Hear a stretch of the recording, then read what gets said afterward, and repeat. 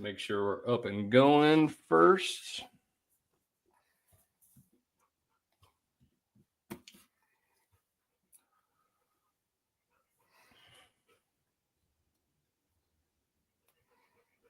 Come on up.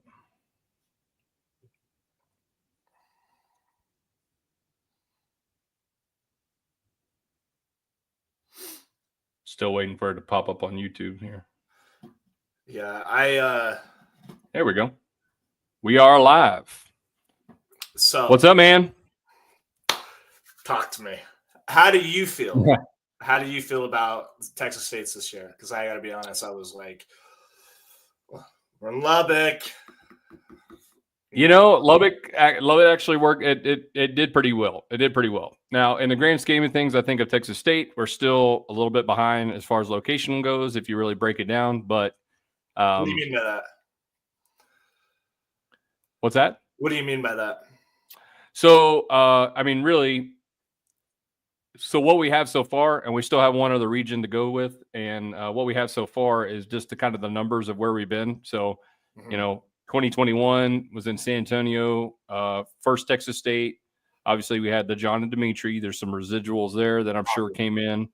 I don't know if that was pullers or if that was more crowd, but, we were at 370-ish entries there. Then we went East Texas, a little bit further south. Really didn't garner much, participation from the East states, Louisiana, Mississippi, and stuff like that. We were at about 240 something, I think. I believe that was my first states. I think that was my probably, yeah. That would have been about the right time. My iPhone. Yeah. Right? Isn't that right? Yeah. Oh yeah. I mean, for sure. Still awesome. Oh yeah, still awesome. Still awesome. Then we went, obviously we came back Central Texas to Austin, had over 300 entries again. Yep. Right. Now we're back out in Lubbock, same thing. It produced better than what I was expecting. So hats off to Texas. They really showed up. 287 entries. I just kind of briefly grabbed a few stats from the entry forms. So early weigh-ins, we had like 161 early entries. So that was I heard that on the live stream. That's incredible. Yeah, that's pretty great numbers for early entries. Yeah. Give or take a few, if I miscounted, 153 different pullers. We're talking ranging from the kids all the way up to, grandmasters. Yep. 153 individual different pullers. And we had 8 states represented in at least some capacity. Yeah, that was the great part. Dustin was like, San Antonio, Austin, Amarillo. Yeah. Amarillo was a little quiet. Yeah. No, we had some people out of West Texas, El Paso. We had some out there, So I got states that I do have. I have Texas, New Mexico, Oklahoma. We had one or two out of Arizona, a couple out of Minnesota, Uncle John being one of them, Colorado, Arkansas, and Mississippi. That's awesome. Incredible. And what do you think that's attributed to?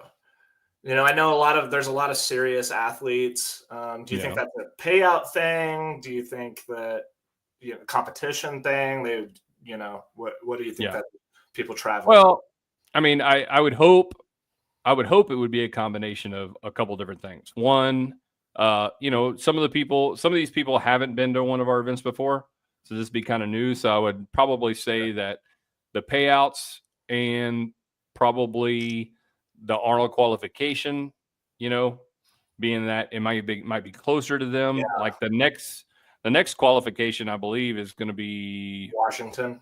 I think Washington State. So you're talking about all the way. If you're we're central. So obviously, if you were closer to this would be the one to get to. Yeah. I think for people that have been to our events before, hopefully they have been keeping track and know that we're running better tournaments, better events, clean tournaments. Doing really, really good. And hopefully that's part of the attraction is that, hey, we like to go to TAL events because they're consistent. these different kind of attributes that we strive for. We were just talking about, you and I pre-show, about weigh-ins, right? Right. Weigh-ins is a big thing. Huge thing. Important, You know. especially to people that are serious about arm wrestling. It's like one of the Yeah. most important things. They want to make sure that that is on point always. Yeah. But yeah, I mean, even it never fails though. I mean, it's like people are trying to make weight, stuff like that.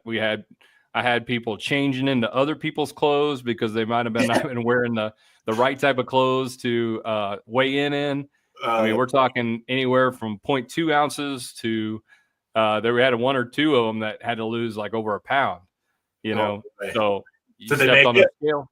Oh yeah, everybody made it. Everybody, I think there might have been one or two that were just like, all right, well, the heck with it. I'm just gonna go eat and pull up and pull up the next class. So, but that happens. But yeah, it's we had people running around the parking lot. We had people going up their rooms, turning a hot shower on. Uncle John and Robert were just talking about the energy in the building the night before, and just the energy of the athletes there was incredible. They just were. It was. I could feel it. It was awesome. Sounded awesome. Wish I was there. Yeah, I mean, hands down. I mean, best venue setup that we've had so far. As far as size, seating, stage. That place looked full. From the live stream, it looked like that place was pretty damn full. There was a lot of people in there. We had some room in the very back of because the Elegante's got three rooms that they can make one, or however combination you want. And luckily that actually worked out, because one of the Texas State sponsors, Gainiac Nutrition, he wanted to set up a booth. In our minds, we're thinking, okay, maybe a table or something. Yeah. He's got one of like the full Expo 10x10 booths, right? Okay, yeah. Really cool setup, custom pop-up canopy and everything like that. And so luckily we had enough room. He set up in the back. That's where Uncle John made his like entrance, to the live stream. It looked really cool in the back. They enjoyed it. They had every time I looked up over there, they had people at the booth talking to them, buying stuff. Yeah, shout out to Uncle John on that. I mean, I was listening. I was on my way to Nebraska to go whitetail hunting for the first states this year. Sad. Yeah, I got a deer, by the way. But awesome. But Uncle John, what he said was he said, I did this because I met Billy Ortegas in Florida, and we just had a great conversation, and he's just a stand-up guy. I offered this to him. I just wanted to do it for Billy. And so he flew from Minnesota to Oklahoma, hopped in the car with Robert Kelly, came down to Lubbock. I mean, and he really is good on that. Yes. On the mic. Like, it's really easy to listen to him. He's very connected to arm wrestling, obviously. He knows the ins and outs, and what a great guy, what a great deal. Super entertaining, super appreciative of him, of coming down and supporting the TAL. That was cool. Absolutely. Yeah. Uncle John is that time we spent a little time in Florida, and awesome guy. Super appreciative that he came down and helped out with Robert. And then, of course, Robert with his live stream. Amazing. Just doing great things more and more every time he comes around. And we've got him locked in for 2025. So, the live stream is going to be on point no matter where we go. Yeah, which is great. The connection was great. It was much better than what everybody was watching the night before, even at the tournament, which was Jake Paul and yeah. The stream was much better than that. So yeah, it was fantastic. Yeah. There was like no downtime whatsoever. It was amazing. Robert's a killer, and he did a stream today in Florida, right? Yep. Yeah, for the dude's everywhere. The dude's everywhere. Got his alternator changed, had to change a belt, I think it was, and that and the other, but he's there ready to go, smile on his face. He's a killer. Yep. Love Robert. Yeah, he's doing great. I mean, that's the thing, is that things are really looking up for him. He's he's got a big I'll let him announce it, but he got booked for a big event coming up. I think he's doing something with Washington State. He's even kind of breaking apart and doing more like satellite live streams. So like where people can kind of like rent his product, Oh, okay. and they can kind of do it themselves with all that. It's I'd have to let Interesting. him explain it, but Interesting. That yeah, sounds you got so cool. many people that want him. He can't be everywhere, so Yeah. he's kind of looking at a way that he can kind of like branch off. Hit if he's at a particular place at one point, then they can have access to what he does and stuff like that. So Yeah, it sounds like a great move. Great move for yeah, him. That's awesome. yep, And we have him for the 25 season too, so that's great. exactly, yep. So we got him locked in, and of course, I mean, we love having him, and he loves coming doing our events. Yeah, he's just that dude is just a fan of the sport. You really couldn't ask for anybody better. Behind Nope. the mic, behind the camera, just kills it. Today was awesome too for him. I got to tune in a little bit on that, and that was Yeah. pretty incredible. He was doing good things. Yeah, so back to the tournament. Tournament ran great. I mean, we had we started a little late, but which is kind of typical. Making sure we try to get everything right. It wasn't too bad. It was like what, 15 minutes, something like that. A little bit more than that. A little bit more than that. I think it was a little over 30 minutes late, but just making sure we had we got the brackets and everything right. I don't think we had a couple little bracket mix up, but as far as like missing people out of the brackets or anything like that, I don't believe we had any issues there, at least to my knowledge, at least. So getting that up and running, the live stream, once Robert kicked it on, it ran for about 6 hours and 32 minutes, start to finish. We had probably a 30 to 45-minute Hall of Fame induction that was kind of in the middle That of was that. awesome. That was fun to watch. Yeah. That felt really good to see. I think it's a great addition to the TAL. I love seeing that. Yeah. Oh no, it's definitely cool. And like the OG pullers, they really came together for this one. This is kind of like it almost was like a family reunion, right? Yeah, Is that that's how it the should night be, before? I think, for a Hall of Yeah, Fame induction. Sort of. absolutely. They were down in the lobby in the bar, and they were all sitting together, and they were telling stories. They had pictures. I mean, really, really cool. And then of course we had our Hall of Fame inductions, and we set them together. We gave them a little section to themselves. That way they could all sit together. And yeah, they really showed up for that, which makes it all the more, better overall. Yeah. Mm-hmm. And being out in Lubbock, I mean, that a little bit of a traveling for most of them and stuff like that. So, yeah. So just to kind of, I really wanted to talk about some of the performances. I'm curious if there was anything that surprised you from the pollers during the tournament, and any specific pollers that you were surprised by. Yeah, I mean, obviously, I think the one I think most people are talking about now, or at least that I've heard, is Isaiah out of Oklahoma. Yeah, Isaiah. Yeah. Now we knew that he was going to be something if he stuck with it. He came out to Midland last year, I think it was.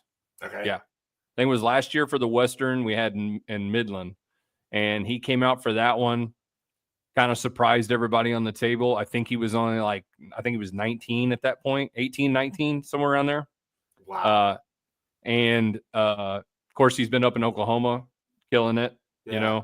I was just at Robert Kelly's event in Oklahoma, about a month and a half ago, and yeah, he killed the class there. Then he comes in, gives Dustin Hyatt, a big run for his money. You know what I mean? Almost controversial. Yes. I never want to take anything away from refs because it's so hard. It's an incredibly difficult job. You'll hear me say that all the time, but almost a controversial loss. That was him and Dustin Hyatt was amazing. That was great. But yeah, Isaiah. What do you know? What his last name is? By Jones, I think. Isaiah Jones. Yeah. Yeah. Yep. Yeah. Isaiah Jones, incredible to see Dustin Hyatt there.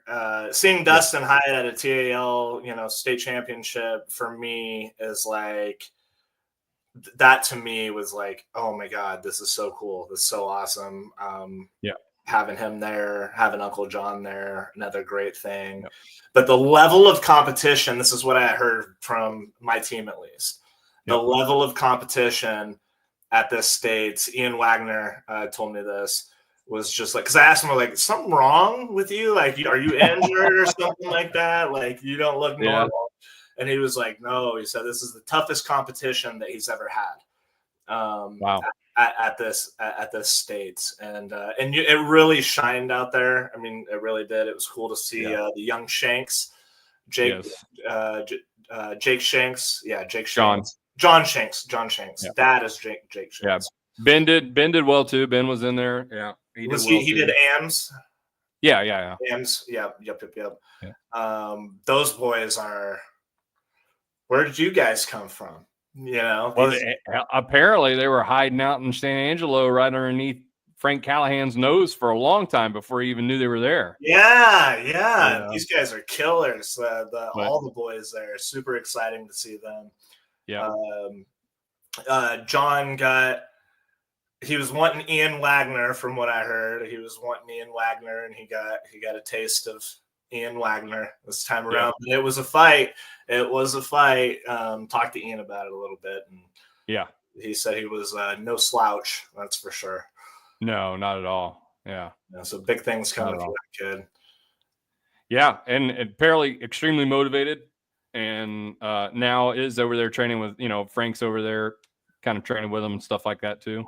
So I love seeing growth from them. I think it's been pretty hard to get everything kind of meshed over there, and it's just looking like we're getting more athletes coming together. Another one is Henry Teeter. I don't remember if he won his 220 in AMS, but also pulling with Frank Callahan. Yes, Henry, big tall Henry. Yeah. He used to play football for Texas Tech. Yeah, used to play football for Texas Tech. Loves arm wrestling. He came down and practiced with us. Strong as hell, motivated as hell. Frank Callahan deal there. And I think he got, I don't know if he won, or I think he got second, both left and right in 220s. And he's only been pulling, I think, for 6 months. Well, let me, I'll just reference. Fact check me on that one. I'm pretty sure he got second left and right. Yeah, let me pull the brackets up here. So, amateur 220. Yep. Should be 220. Yeah, so second on the left and actually third on the right. Third on the right. Okay. So here's another thing, right? The Adamak family, the Yoakum armbenders.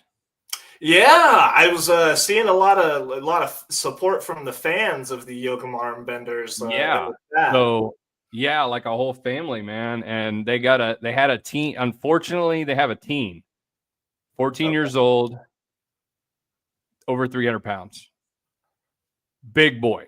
Okay, there was nobody I could put him with, like in the teen division. Yeah. Even as a first-time puller, there's nobody. So I had to go. I went and I had a conversation with the dad and was like, "Look, I just can't do it. Right? He's way too big for these other teens." So I said, "Look, let's put him in the AMs. When he comes up to the table, I'll make sure that I go up there, call attention to the fact the first event, only been practicing like 3 months. Just tell the other amateur guys, hey, just be careful. I'm not saying like lay down or be easy, but just be careful. If you see this cat with this kid first turn completely out or something like that, let's not blow through him, anything like that. But no, pulled real good. Got it, put him in the AMs and everything. And they only had I think they entered the team competition. Only had like 4 people in the team and still ended up with let me pull the team sheets out here. Let me see. Yokomo, like 27 points with 4 of them on the team. Wow. So they You know, some yeah, competitors there. yeah. So definitely something to look out for. Moving forward. Where are they? Yoakum. That's okay. So that's in I think Texas. it's down by Victoria. Okay. In that area, maybe. I don't know. You have to double check me on that. I'm not 100% sure, but I think it's in that area. I know they've been practicing quite a bit with Wayne and Angel down in Victoria. So Angel Salinas, who you're talking about, right? yes, yeah. So yeah. It looks like you're close on that. I know they and I guess in the post that they just had, I think they practiced a little bit with like Popeye up in. Oh yeah, I saw Popeye repping the. He said trained by Popeye or something on the line of that. Oh, Jessica, let's talk about your match with Marie Bunch. Yeah. Oh my goodness. Me and my wife were screaming in the car during that match. Both of us were. That was like it. I was watching it from the side, and that's the thing. It's like, unfortunately, I'm a ref, and this is like a big part of the competitions that kind of like I don't have the ability to coach my teammates, right? Like I'm kind of in a position, generally speaking, where I can't. Sure. I don't want to seem biased or anything like that. So like if I'm during some of those matches, I was down reffing. Yeah. And I was like, you just want to scream at her, like, do this. Yeah. And I can't, but definitely, and I even said this to Jessica, like if I had to think of a few matches of the day, that was going to be one of them for sure. Mm-hmm. The back and forth they had, Jessica would get over there on her side of the table, then Marie would get it back. Yeah. Oh man. It was almost like, it was kind of textbook in a way, It really was. Yeah. The way they were kind of like getting back in. Riser was real strong with Marie. The Pronation was real strong with Jessica, and then the two would battle. It was like amazing. It was a great match. It was so much fun to watch. Speaking of, Jessica, I do still owe you a second place medal because I know you got up there and pulled with Marie. I think it was left-handed. So up there and pulled, you deserve the medal there. So I got to get that to you at some point. Yeah, what a great match. Sky coming in with God, you just want to see her pull so much more, you want to see her pull much more. I don't know. We'll get there. I have the utmost confidence that we will get there, and like we were talking about before we started the show, the ladies that we have here in Texas are just, they love the sport. They're athletes. They show up, they come, they pull, and then you see situations like with Elizabeth where she just said, to hell with it. I'll pull 76 AMs with the boys. Let's go. Yeah. No big thing. She can't. Well, it was no big. It was a little controversial to some of the people that we had in the crowd. They didn't. There was a little bit of animosity for her pulling the 76 AMs men, but really, I'm not going to get into details there. But I can see how you could look at it from that angle, where you could say that she's a world stage athlete. Or the other direction. I don't know which way it was spun. I can see how, but I think that if you're trying to be as fair as possible, that's the way to go. Look, we are not anything. TAL is not anything special here. When Lee Aaron goes to events and she has to pull the men because there are no women, she pulls the amateur men, and Lee Aaron is a world champion. Yeah. You could say, Lee Aaron is a actual world champion. Elizabeth has been on big stages before, yes, but she hasn't gone to WAP or IFA. No doubt. Yeah, but I'm just saying we're not special in that regard. And like you and I were talking about, what other option do I have? Right? You have a female that has come, as far as everybody, many others did, right? Mm-hmm. And there's just nobody there for her to pull. So you just tell her, hey, tough luck. Better luck next time. See you at the next one. Or, do you let her jump into the men's class, even though amateur, the men's class, and let her get some pulls in because that's what she wants to do. So I don't there was no other option. I'm not going to throw Jessica and Marie and Sky and all of them and say, hey, look, you guys have to pull with her. Right. Sure. I'm not going to do that, Yeah. So. Yeah. In my mind, I don't know what the controversy was, but in my mind, I even talked about that with my wife on the way down. I'm like, that is probably the best thing that could have happened. It's also a little bit, in my opinion, a little bit of a wake-up call for some of the 76 AMs. Like, hey. Well, and yeah, I think that was what they were kind of worried about is it was expressed. And I get it, right? I don't want to lose anybody. No. I don't want to lose anybody to the sport. I don't want anybody to be discouraged and stuff like that. But as you and I were talking in the beginning of the show, before we went live, the women, we can't afford to lose any women. There's so little of them, right? So there's certain things we have to do as promoters, right, in the event that may not be as accommodating to the women. But at the same token, there are certain other things that we have to do to make sure we're still providing something, for them. So they don't leave. So we don't lose them. If I lose, it's like right now, if we lose Jessica or Marie or anything like that, the threat of, here's my thing. Okay. I'll be real with it. It was either the discouragement Jessica and Sky and all of them would have felt having to pull Elizabeth, being forced into a class with her at a Texas State and not being able to do that overweighs and overshadows some disappointment that an amateur in the men's class might get by losing to Elizabeth. And I don't mean that harshly, but at the same token, if I'm looking at the two, you made a judgment call. Oh, well, absolutely. That's what you're gonna do. That's what you have to do. I didn't see. I thought it was great. I thought it was fantastic. Yeah. So definitely something. And that's the thing. It's my burden. If people want to be mad, it's on me, right? I'll take that. Listen, if I hear anybody go public being mad about that in the 76 AMs, I will publicly shame you one way or another. Nicely, but I will. Like I said, I don't want anybody to be discouraged. I don't want to. But Sarah Bachman's been known to do that at events too. She pulls the amateur men. She doesn't pull the, so it's like we're not unique, right? This is not a first time thing. Yeah, I don't see Stuart Hyatt, great event guys. We'll get back soon. Dusty's mom was born there, and his grandfather still lives there. Is he talking Lubbock? Yeah. That's super cool. I assume he's talking Lubbock, that area. But yeah, definitely. Cool. His dad reached out to me, really cool. Said, "Hey, we're coming in," and it was really nice having them there. And that was one of the things too, as someone like them that travels to multiple events and everything like that. Me and even Orlando. We just asked them, like, look, not hurting anybody's feelings here. Give us your critiques, your thoughts, your everything like that.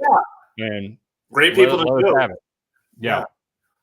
And everything was, was really good according to that they liked it. But and then back on the Elizabeth and Sarah Bachman, like you want to, I honestly, for me, that's the kind of stuff I want to see.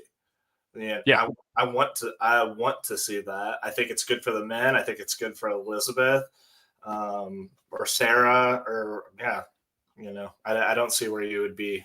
Maybe I don't know everything, but I just don't see where that would be. That would be a problem.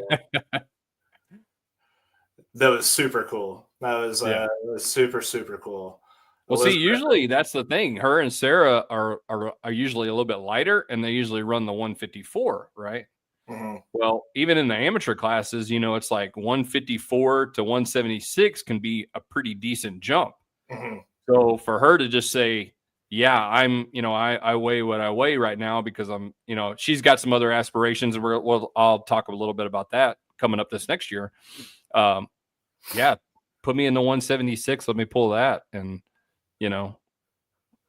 she did what she did. So if any guy in the AMs 176 AMs feels bad about losing to Elizabeth, go follow her on Instagram and go see how hard this woman is working to be the best arm wrestler. I mean, it's unparalleled. How hard she works and how hard she trains. I mean, nothing to you should just be thankful you got to pull with her, really. Port Lavaca. Yeah, so South Texas. All right. Yeah. Frank, get in here, man. Get in here. Tell us about the John Brezink Cup. Yeah. And the unfortunate loss, Corey Miller's unfortunate loss.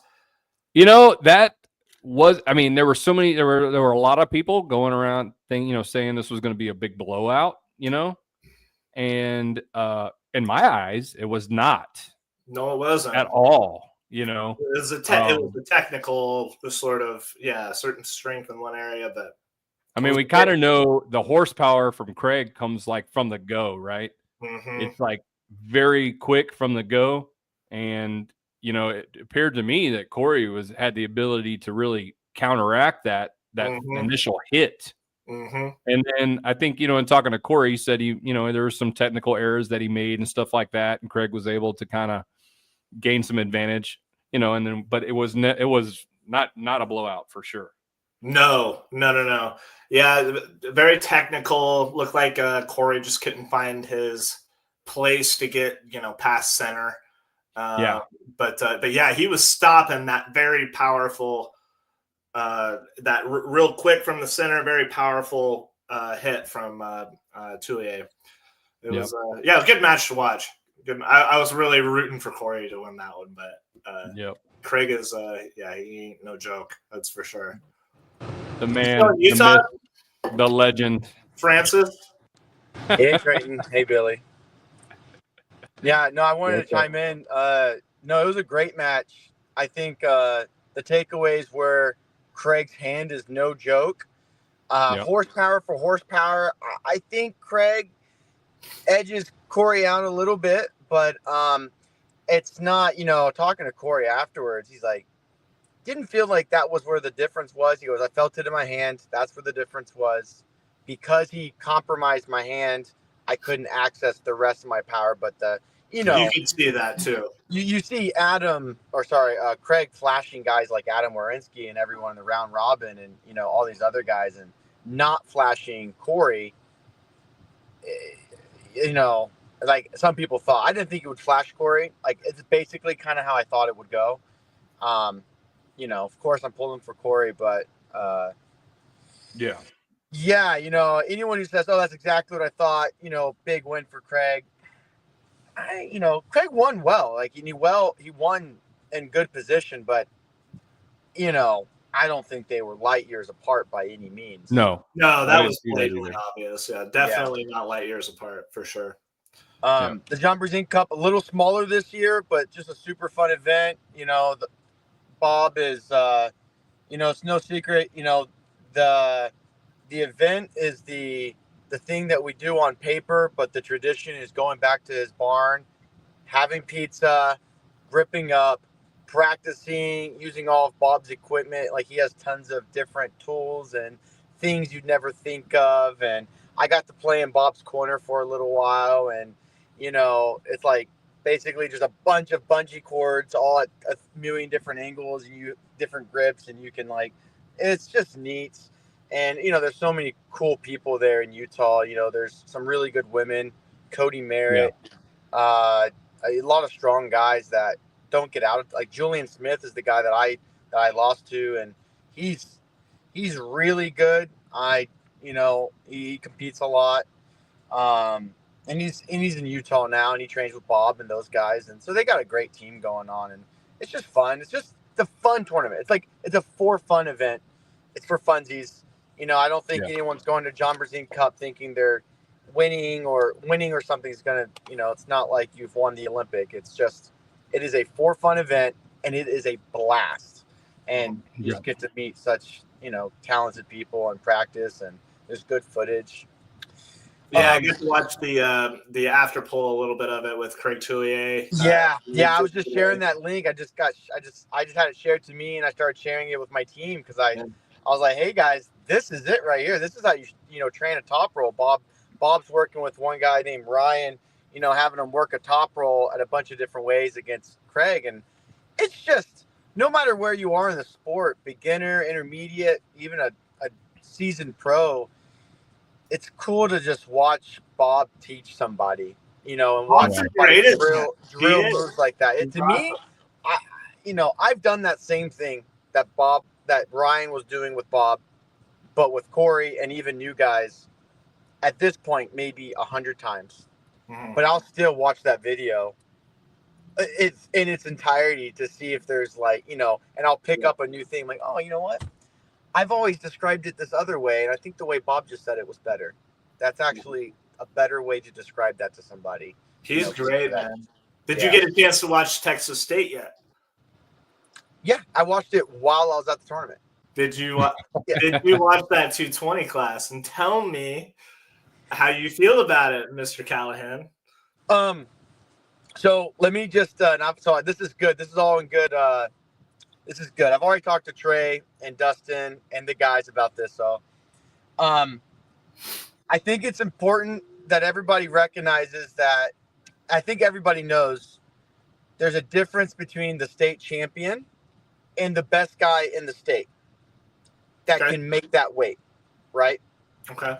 I think we all have our lists in our mind of when I say best guys at 220 in Texas, we have a list. Okay. Sure. My list did not show up. The people I have in my list did not show up to Texas State. They're at they just showed up at the after poll. No. One of them did. Yeah, one of them did. Yeah. But not the other guys. Yeah. And but that's not to discredit what I'm about to say. And it's not, Texas State isn't just about finding out who is the best in the state. It's about finding out who is the best on that day, who showed up that day and put in the work that day. And I called Trey very. That's an okay assessment. That's okay. What do you mean? What if you have guys that are at the top of the list, why were they not there for the day that's been planned for the entire year to prove on the biggest day of the year for Texas? Dustin DeWoody, it was talked about on the live stream multiple times.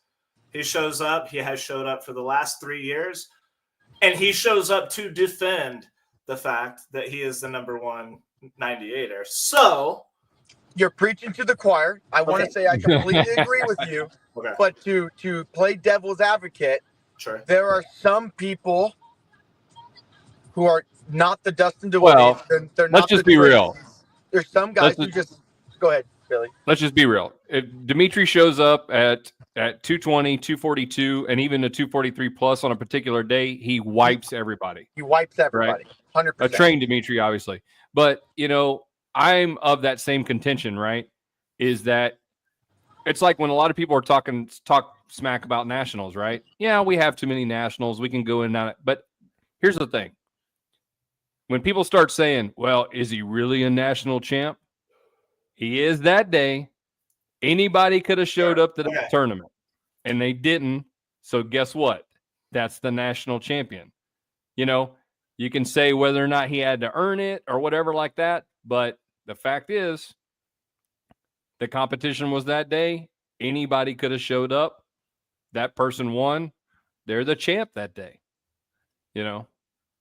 And let's not pretend the way the bracket falls does not play a huge effect on the outcome. It does. Thank you for bringing that up, man. It does. And, I've looked at brackets before. Maybe not Texas.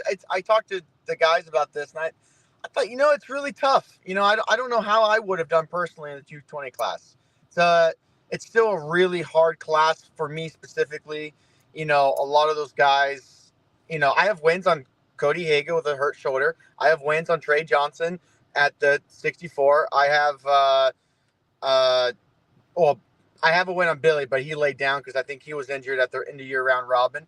But the thing is, I've pulled all those guys in that bunch, and my honest opinion is I think that they could have beaten me the day of.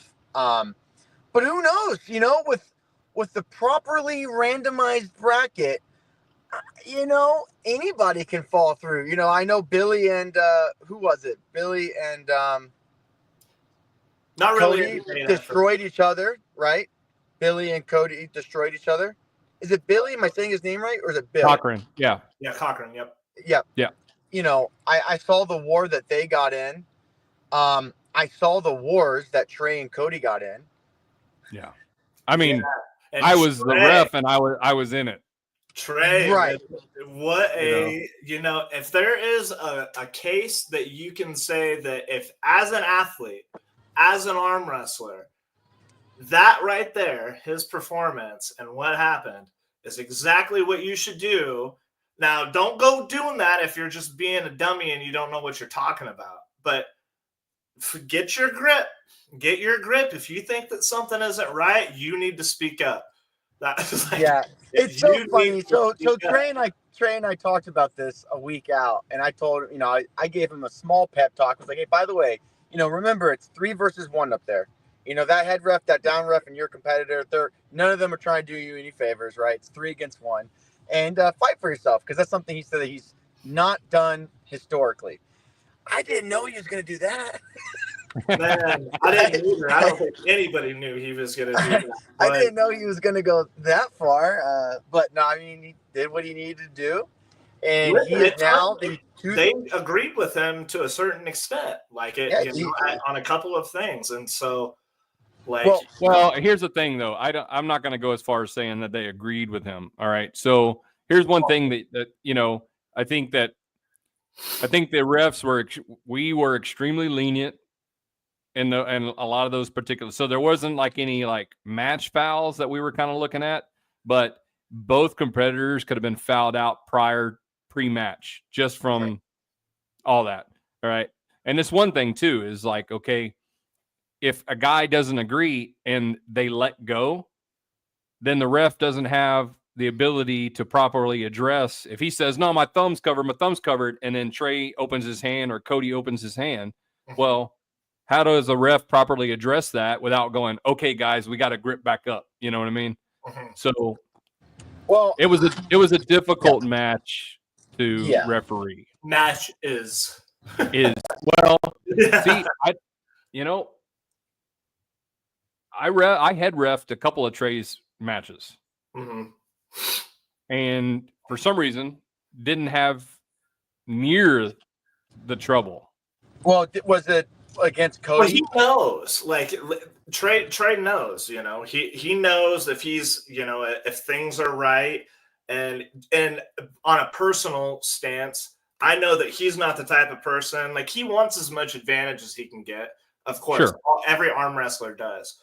But his most important goal in mind is always going to be making it as fair as possible. And so I know that on a personal level, tournament is a tournament and situations can change. But I know on a personal level, I do know that about him.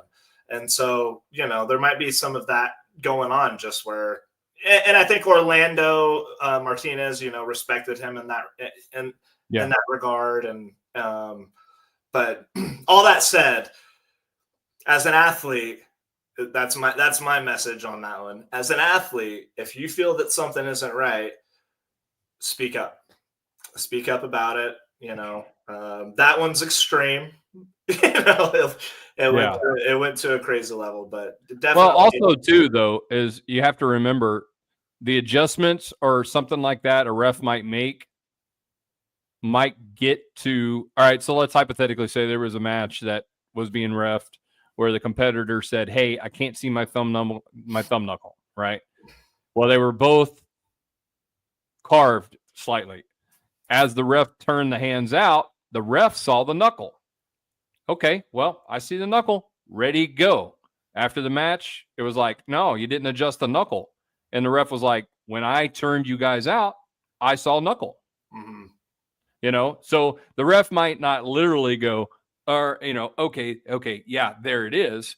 Yep. If they make some other type of adjustment, then they may get to where that, where they want to go with that, without like saying, all right, you got to come down, whatever.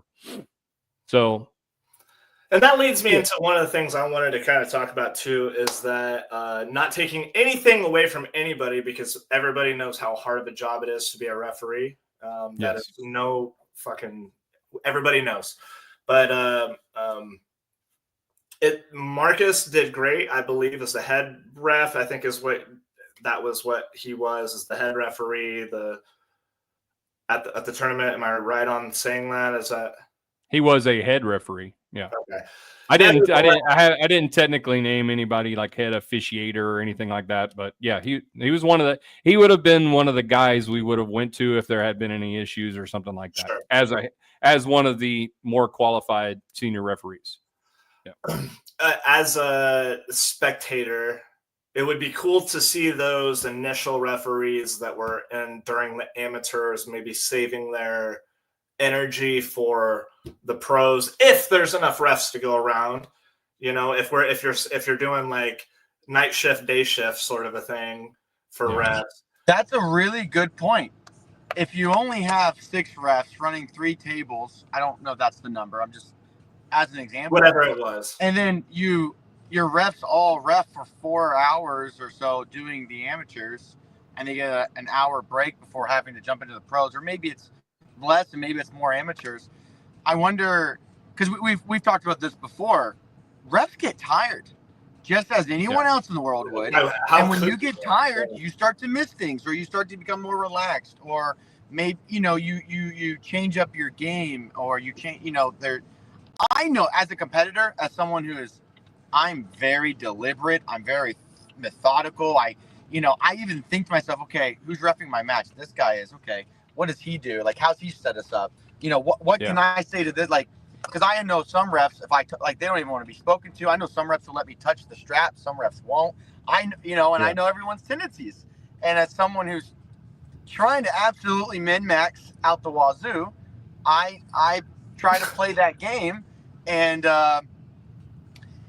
it would 100% affect my game if I'm getting refed by somebody who is 7 hours into their day. Let's say I'm the 220s, I'm arm wrestling at 5:30. This guy started reffing at 11:30. He's tired. He hasn't eaten all day. I mean, it's not just me. Anyone could get affected by that. Everyone would, especially you got to deal with Trey Johnson.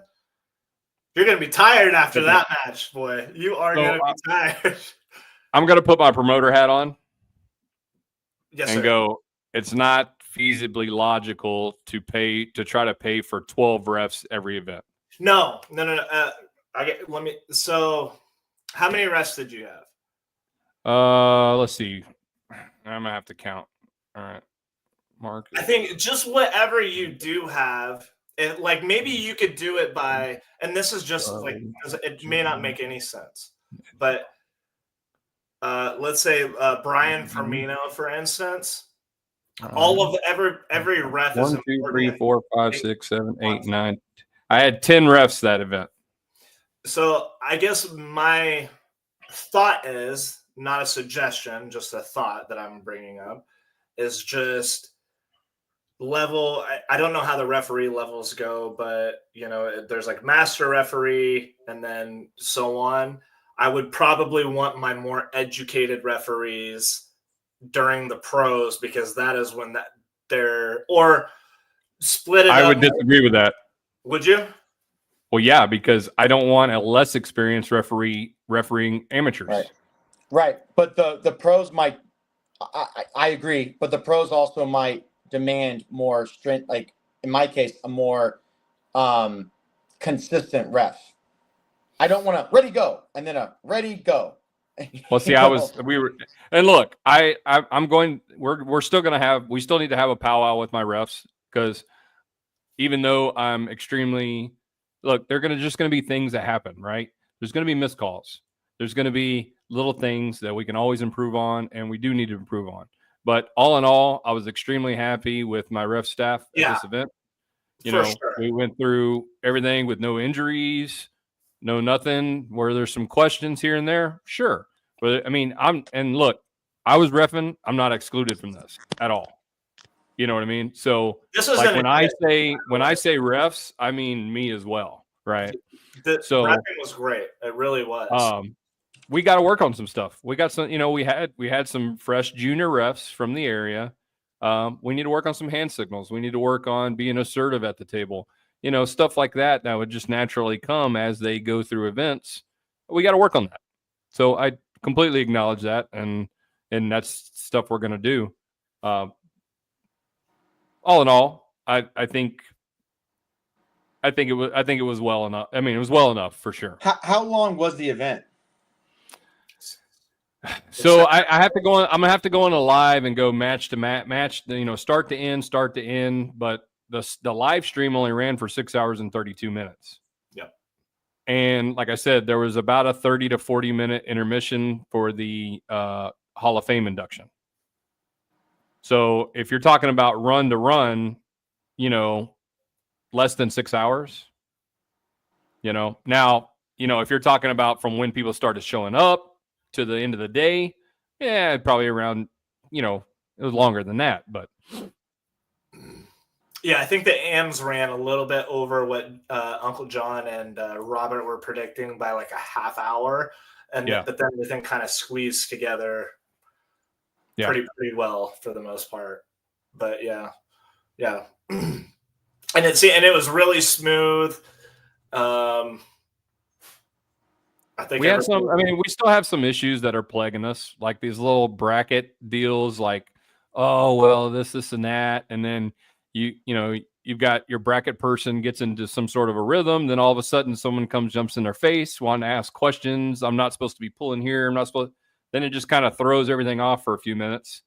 You get some dead time on the table, and then you eventually kind of pick back up. So you start adding that kind of stuff. That adds to minutes over the course of the day. But and that's fair. How did Uncle John finish? To change the subject, but I was curious. Did he win everything he said he was going to win on the live stream? No. Well, first off, he didn't come in at 242 like he had originally planned. I guess at some point he abandoned that deal. 243 left hand. He came in second underneath Tony Tomlinson. Tony Tomlinson, great. Yeah, right hand. Tucker took first place in the 243 plus. Tony took second, and Uncle John took third. Then they had the 275 class. Tony took first. Uncle John took second on the left hand. And then Tony took first right-handed. And it doesn't look... Oh, there he is right there. I don't know where... Dang. Uncle John would have battled out for, looks like 5th or 6th place in that one. Well, that's okay. Probably pretty wore out by the time he got to that one, though, for sure. Yeah, Texas is a pretty big state. Strong people here. Don't underestimate it. Yeah, Sanctuary is such a good name. I mean, really, you can't. It's just so good. Yeah. What else we got? Let me give Dustin to Woody just a little time here. Oh yeah, for sure. Not that he doesn't need it, or that he doesn't get enough, but God damn. We're gonna have to figure out how to install a little bit of a filter on him though. Because we were getting some concern. Slow that engine down, Billy. Oh, and here's the thing: at one point, I looked at him and I went, "Look, keep the intensity up. I love it, but let's tone the f-bombs down a little bit." And yeah. It's tough. It's a tough deal, man, because you love to see somebody so like energetic for their team and keeping the intensity high. Not even just for the Arsenal. Like he just finds like the Shanks. Yeah. And then he just goes all in on them too. Like it's really just he sees passion in somebody else and then he's passionate for them. He's something, man. He's awesome. Frank Callahan single-handedly bring down. It's okay. That's okay. Who's that? That is just to keep a fair playing field with all the other states. Right, exactly. If I wasn't here, it just wouldn't be fair. Yeah. Yeah, the 176 class, the 198, and the 220s were really the like the premier, I think, as far as like quality in the class and numbers. Those were really, really good classes. I mean, and even like I would like the amateur super heavyweights, they were that was some pretty good classes. There's some big boys in there, like some Yeah. bodybuilding looking boys in there. Yes, there were. There were some, there was one or two people I had never seen before. Mm-hmm. Let me see what we're seeing. Yeah, we got 1, 2, 3, 4, 5, 6, 7, 14 in the right hand class and about 14 in the left hand class. Amateur super heavyweights. Incredible. Yeah. One day we're gonna have that times 2 for every tournament. Yeah. And I can't wait for that day. Oh, there's no It's secret. coming. Texas arm wrestling is growing thanks to Billy. No secret at all. Thanks to us. It's not just me. It's so great. We have Texas is so big. It's almost like it really warrants its own league, right? Just by the nature of how many people I've gotten messaged before by some people who saw the TAO rankings and they go, "Are all these people in Texas?" Like, that's crazy. You guys have 400 arm wrestlers in a single state, something like that. Yeah. It's like we can have state events without out of state talent and still have, maybe not always in Lubbock, but like if they're in Austin, Dallas, San Antonio, we can have 250 plus entries with just Texas can support its. I mean, here's the thing. That's the reality of it all. And that's the greatest thing about, I think, our model is really, as much as we love pullers to come from other regions, like I've said this before, the idea of TAL is that each region gets its own event throughout the year, right? And this is your tune-up event, right? Think of it as this is like your test, all right? You train all year, you test at your regional, and then the idea is that we all culminate for Texas State. All the regions and all the pullers come together for Texas State, And so, on a business side of things, if the regions just showed up for their own event, they would support their own event. On the business side of what we kind of look at, what we want to do moving into Texas State, each region could support itself, without any outside help if the region shows up. Mm-hmm. Right. Sure. Yeah. Well, it doesn't help that the West Texas region is 500-mile radius. It's ginormous, right? If you want to include. But really, I guess everything. There's only 2 areas of pullers. There's only 2 pockets of pullers in that. Well, there. I mean, I consider Lubbock kind of West Texas. It's just Northwest Texas, but you have Lubbock, El Paso, San Angelo, Midland, Abilene, and then I know there are individuals who train at smaller cities, but those are like where I would say the teams are, and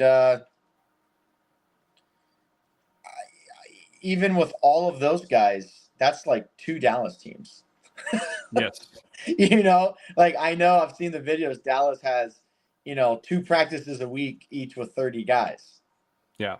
Sorry. I mean, we don't last night at our practice here in San Antonio, I mean, we had at least 15 to 20 people there.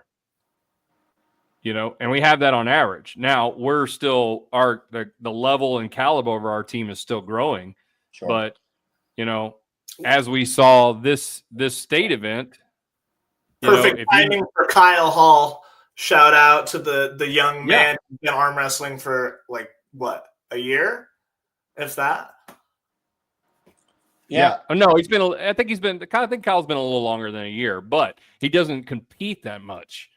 So he's competed at a few events, like the San Antonio events we've had, like last year. I think he competed at. I'm not sure if he went. I'd have to look back and see. But yeah, I mean, just came in and did his thing. Ben first place, both hands, right? I'd have to look, but I'm pretty sure first place, left and right. I'm pretty sure you got. Yeah, Ben Rodriguez, the right-hand super heavyweight, second event.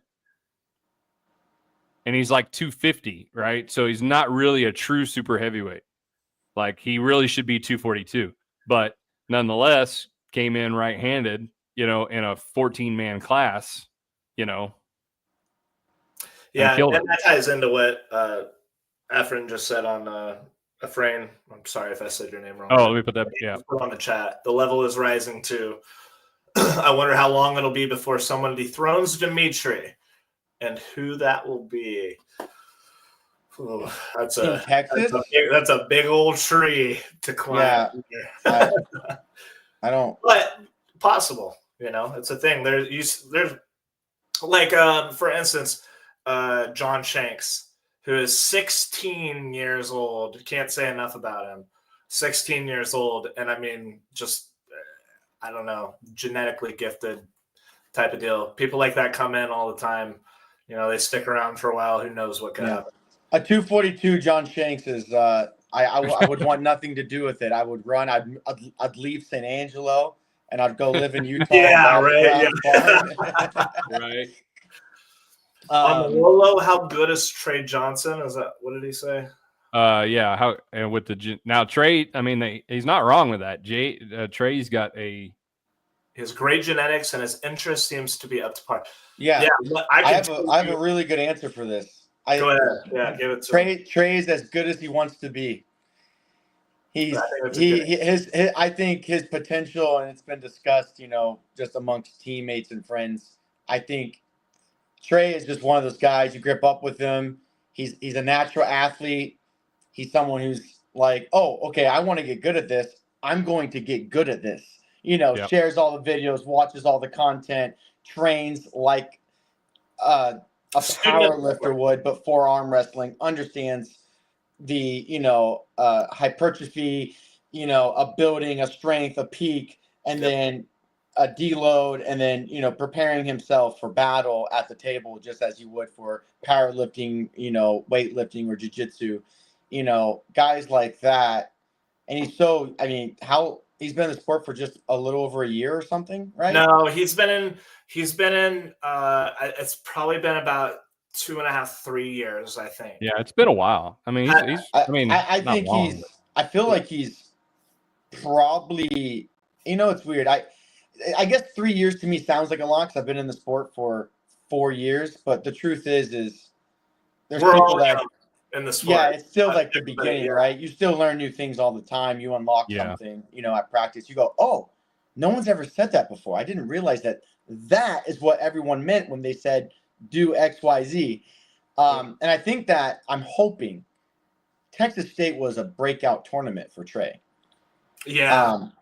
For a lot of people, for that matter. For a lot of people. And I'm hoping, I'm hoping to see Trey compete out of state just to go kick some butt. I know Dustin's going to Washington State. I'm hoping he goes and kicks butt. These are our our state champions, so I got to rally up behind them. Sure. About that, so can I plug in some Aries stuff, sure. Billy? So a little while ago, like a month or so ago, Corey made a post basically saying, hey, we're going to do something where we look at all the stats of all the athletes at the end of the year, and we're going to do some awards. Yeah. This post was pretty long-winded. I don't know how much traction it really got, but I've made a follow-up post today, and I actually spent last night and this morning tracking down all that data.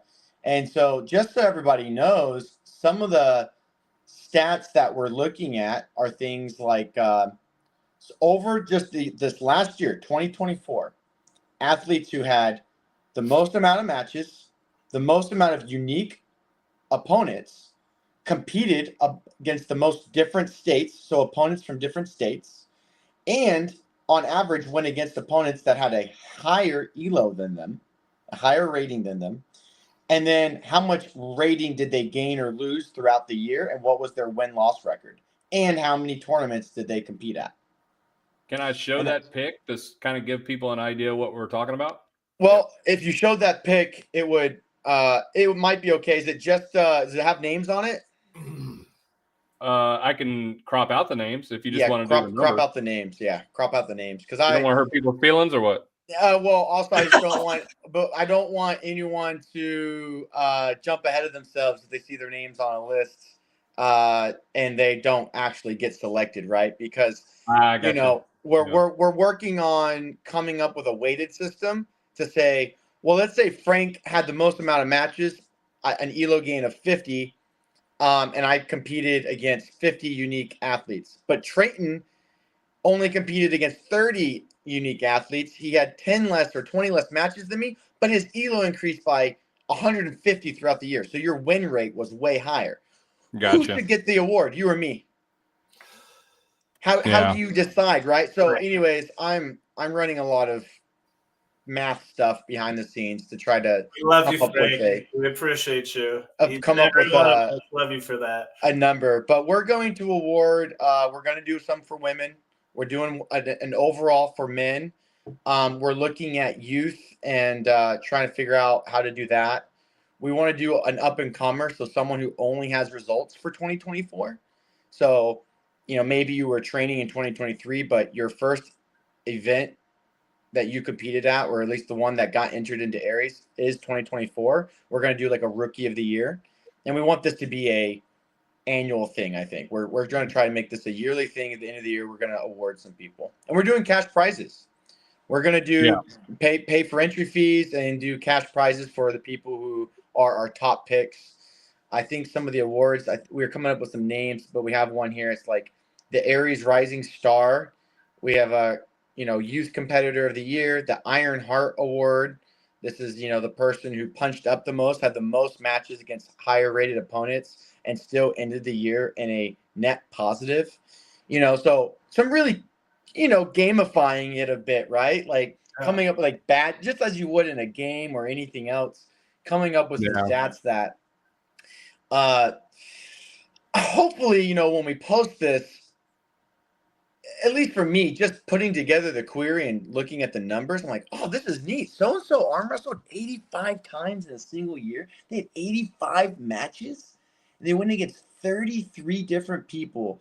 Is that impressive? 35 match, and this is across left and right, and it's fun. It's kind of fun I'm a numbers person. So to me, I really enjoy it. All right. You Let cropped me it out, show people what I'm kind of looking at here on the back end. Let's see here.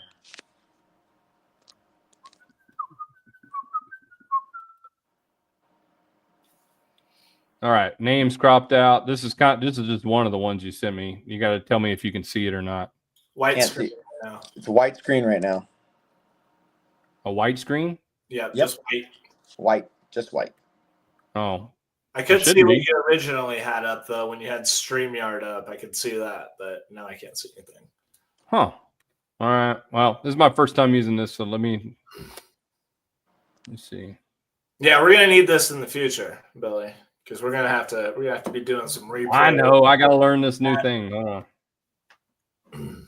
All right. Let me do this. Let me stop sharing. One of the ones to run back was Isaiah Jones. You said what's his last name? Isaiah Jones and Dustin Hyatt.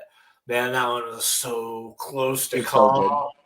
Oh, what a great match! I mean, and Isaiah Jones, what, 20 years old? I think is what you were saying. He's young. Wow, incredible. Yeah. Okay, so here we go. Oh, here we go. Yeah, we can see it now. Okay, cool. Okay. So there you go. Yeah. Okay. Cool. Yeah. So this is what I'm looking at. So I've put together, and I have different criteria. I'm looking at people who competed in the Masters and Open. So it's Pro and Masters. I'm looking at a women's division and a youth division. So we're kind of breaking these all up. But this is just a list of some of the people combined left and right, all their data for just 2024. And you can see, just for fun, Trayton, who would you pick out of this? If you're just looking at it, anyone in particular, like just give me a row number, I guess.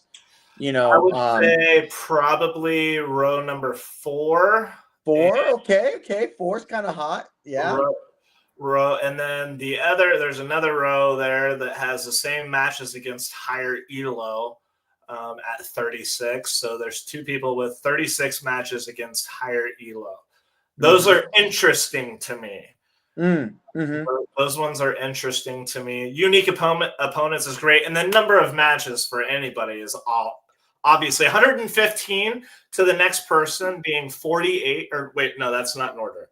The next those aren't ordered. These are ordered by elo gains, so that Yeah. elo gains column. But even then, You got 82, 73. The matches against higher elo, I see 37 there at the bottom. That one interests me probably the most. I'm curious about that. That would, I mean, that I one. know what those names are. I think actually, is Billy, is this the Texas list? I don't know which one I gave you. I mean, is that all the Texas names? Is that because I ran one just for Texans because I thought to myself, I wonder if Billy would want to do something like this, but for just Texans. No, that wasn't. So let me pull the Texas one up. Okay. Yeah, give me a minute. Let me. And I guess you don't have to crop those names if it's too much. No, I like the mystery, right? Yeah. Come on, Billy, show it. Train wants to know where he stands. Yeah, well, these numbers to me, you and I have talked about this on numerous occasions, Frank, but these numbers to me mean something to me before arm wrestling. So I know what I'm looking at here, but a lot of people may not know what exactly it is that they're looking at as far as ELO and what that means and how these rankings are done. But it's just pure math, pure Yeah. No, I had a dream about this the other night. I was thinking about how to change it so that I can show someone that if you see someone's names wrong, it's so important that we fix it. Because let's say you're a 1700 and you have a win on me and I have a win on Billy and Billy has a win on Tom Stubblebine. But Tom's name is in there, Tom Stubblebine and Thomas Stubblebine. Well, if one of the wins that Billy has is on the 1500 one because it's just the wrong name, and I have a win on Billy and you have a win on me, well, that could, it's weird, right? Because one name will affect all of our ratings. Mm-hmm. It's a domino effect. And then all the people that I've beaten or lost to, it affects them if the match was before. It's all connected. It's so very important that these rankings are accurate. So that's why I made a post today. That's why I made a post today that, hey, as we go into December, guys, go ahead and email in. We want to get us all the state data that we can get, so that way we have the most amount of states for all the athletes, so you get an accurate count. I just reran it for Texas, by the way. Let's see here. Train, how many matches do you think you had left and right for 2024 total? 40. Maybe. Ooh, that was pretty close. 40. 45. 45. Yeah. That's okay. But now, granted, this may not be perfectly accurate because everyone you competed against may not have their state data in Aries. But according to the data that we have, you only competed against 3 different states. Yeah, and that's sad, right? For me, and that's how it should be, in my opinion, for anybody. Admit like that, like it's not sad, but it's just like as an arm wrestler and somebody that wants to be the best at 176. That's I need to be pulling more people out of state. So I'm definitely not looking at myself as being one of the people that is in the thing that you're doing right now, Frank. Well, I don't know because I think Billy, were you showing your list? Were you going to show the other list? Yeah, I'm trying to get to it. I forgot to crop it, so. I don't want to. I'm like you. I don't want to spoil anything. Yeah, I spent some time, and then I guess you weren't on the call earlier, but Corey and I, for about an hour and a half, just eyeballing the list. Basically, I was like, hey, if we weight it like this, I gave him a list. Here's my top 3. Like, here's my 3 favorite of the most well-rounded. Take into consideration the most amount of unique opponents, the ELO increase, their win rate.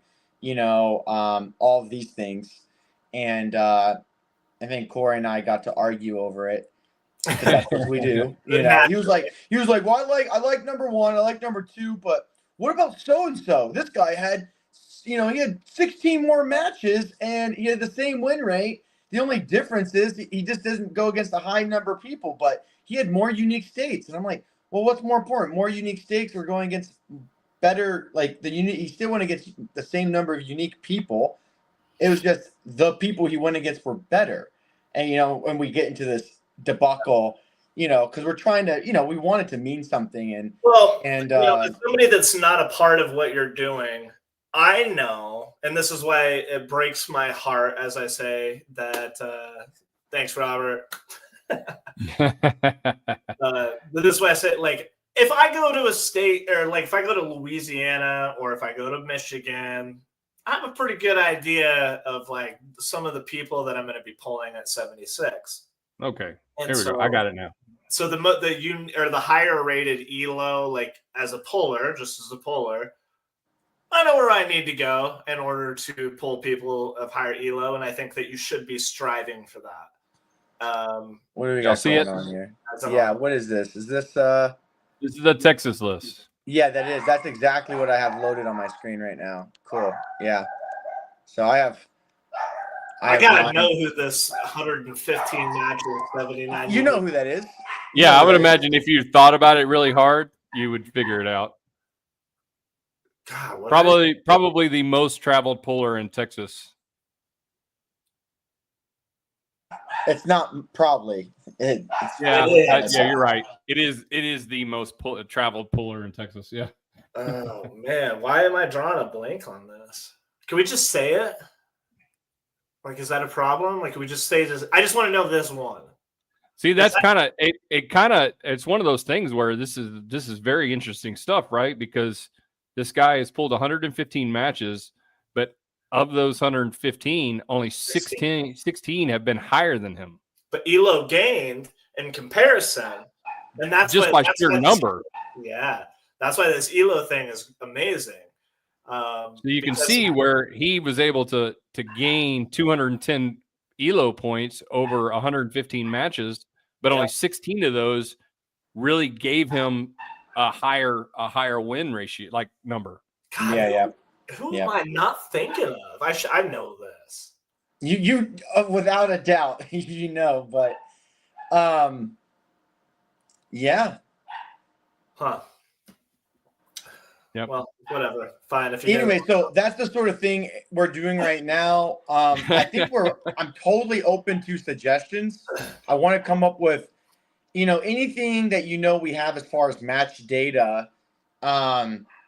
We want to come up with like this well-rounded, all-around competitive. It doesn't have to be the guy who just won the most, but like a road warrior. Think of the Tim Lewises. The guys who are just going to a tournament every month and they're doing good. They don't have to be winning, but they're just doing good to any degree. I think that's what Aries is all about, is just getting out there and getting as many matches in, and quality matches, of course. Do you think, Frank, that, one of the issues, I wouldn't even call it an issue, but it's just like, it is an issue, but bringing up the women's side of the league, do you think that, an investment in that aspect of, like, you're talking about paying entry fees and so on and so forth, do you think that it would be good to put more effort towards that, if that makes sense? I come up like on the Aries side as just like we're awarding. Hold on, let me look, because I have my list already, like my tentative list. It can change before the end of the year, but I think we are awarding more women than men. Case closed. Let's go. 1, 2, 3, 4, and then 1, 2, 3, 4. So we're awarding 4 women and 4 men tentatively. Tentatively, yeah. Gotcha. Yeah.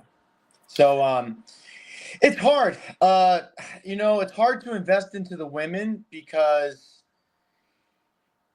the bang isn't always worth the buck, right? Because there's just fewer of them. If you invest into a men's class, like if you do something real special for the men's class, Texas arm wrestling, you're bound to get an extra 20 entries, right? Let's just say 20 entries. 20 entries, $40 an arm. You can do the math. If you invest real hard into a women's event in Texas, I'm not saying we've ever done that. We have done that. We have done that. Billy. That's the ploy. That's the joke. Let the viewers figure that out. I'm not beating around the bush. Let's throw any like hidden innuendos and nothing. No, right. We have done that. So Billy has invested into the women's before and essentially got little to no turnout. Yeah.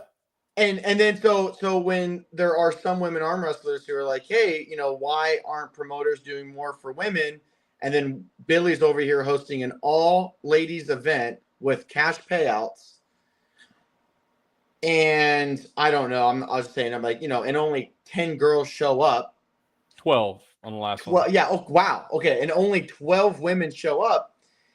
What is one of them being the female help promoting that? To do that again. Now, how does that event that is just a net negative for Billy after he's paid refs, paid out winners, and everything else. 12 women to show up doesn't even pay for the refs. So he's just out several grand for that event. Yeah. Yeah.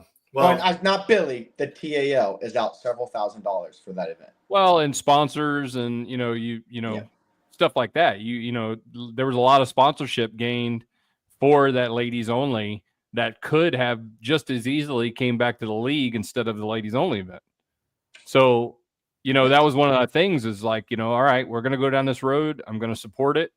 And, Sarah gained a ton of sponsorship for ladies only, and it produced. Now, look, we knew we weren't going to have a huge turnout because, like you said, just there's simply not enough women, right? But we expected more than what we were getting. And you gave all the things that women asked for. You gave, the weight classes were expanded, the payouts, the awards, and So it's really like a grassroots sort of thing. Like we just need more volume or more people, more women, just in general. Yeah, I mean, a lot of things aren't going to change on that front. Look, and as a promoter, like somebody had asked me a while back what I thought about free entry for women in general, and I am not for it. Washington State's doing that on this. I think, and this is look, each promoter can do their own thing, and no knock to them. They want to give women free entry, cool. But I'm a realist, and I don't think the $25, $30, $40 is what's keeping the women away. What do you think? Well, I mean, one, there's just the numbers are one, right? You're never going to have a huge turnout. So, but you would expect that the women would be a little bit more selective, right? So they're not going to be hitting all the events, but you should expect that some events would have a decent women presence, right? And some of these events are just not having the presence, and yeah, look, there are some boundaries, right, that women have that men don't. But, a lot of these things are planned so far in advance, you kind of have to ask yourself, it's like, okay, at what point do the complaints need to stop? Because it seems like the boundaries, no matter what we do, if it's scheduled a year out, you're still using the same excuses for not being there. You had a year to plan for it. Right? So it's like, it's a tough thing on the women's side, but it's, they talk about weight classes. Well, they don't come out because they're weight classes. Well, I don't think that's that either. I mean, because you see weight classes on different promotions from all around, and none of them get filled, regardless of what they are. So I don't mean it in a bad way, but women's arm wrestling is very volatile because there's just no pattern that anybody can follow that is going to even come close to fitting. Yeah. Yeah. Turn the light on you. Yeah, it's an interesting one.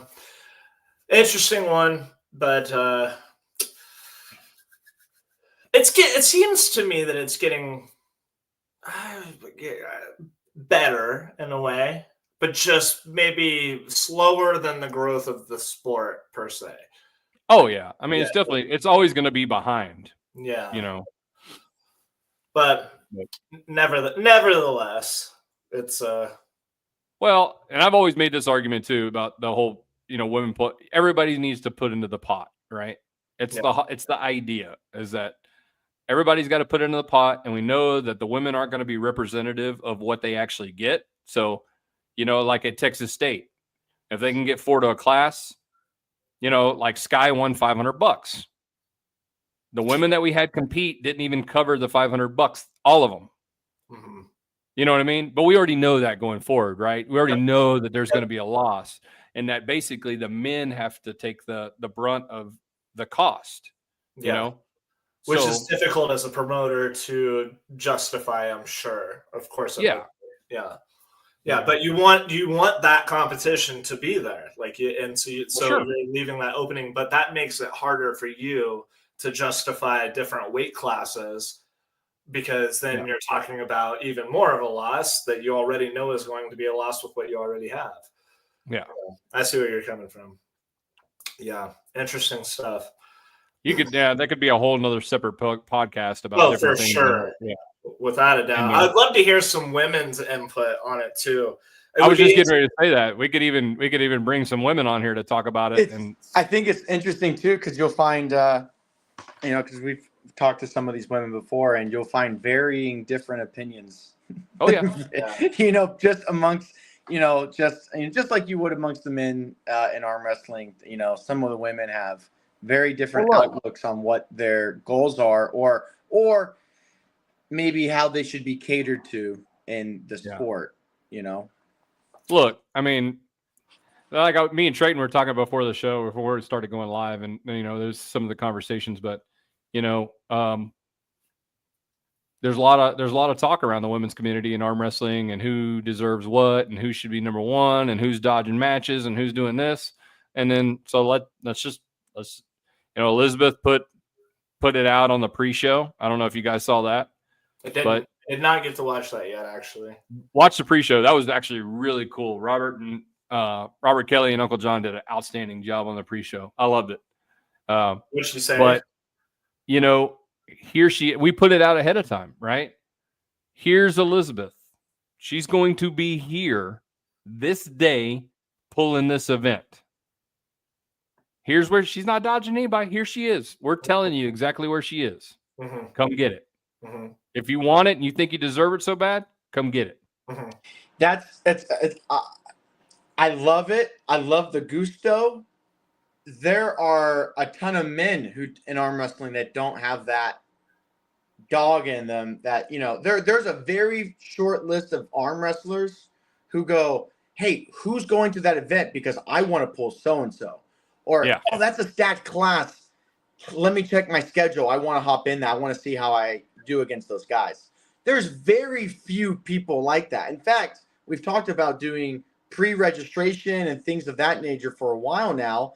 And one of the things I hear around through the grapevine is some guys like, I don't know. I kind of want to see the list of who's showing up before I Yeah, and for sure. everybody thinks that they're the dark horse. Everybody wants to be the guy that just shows up last minute. You go, "Oh, hey, so thought you weren't gonna make it." "Oh, well, got off work, I guess, Friday. I figured I'd drive over here." Everybody wants to be that guy. And if there's someone out there right now who feels like I'm calling them out, I am. It's you I'm talking about. And it's hard to, because we talked to Corey about this before. It's like, "Hey, what happens when you do pre-registration?" He's like, "Oh, we tried it once upon a time, and everybody just I had a couple like amateurs and people like that don't mind doing it, but a lot of the pros they all want to see who's in it first." And it's interesting because what's the point? Are you going or are you not? Like, to me personally, if an event, so the way I go to events, the way I pick my events is is it within like a 4-hour radius of me, and do I have an excuse not to go? If I don't, and it's within 4 hours of me, I'm probably going. The other way to go to big events is if Corey or Tim or someone from out of state just calls me up and says, "Hey Frank, what are you doing December 30th? You think you can come to Washington?" You know, they're not paying for me or anything. They're just giving me a personal invite because they want me to go and whatever. And you know what? I'm that guy who's like, you know what?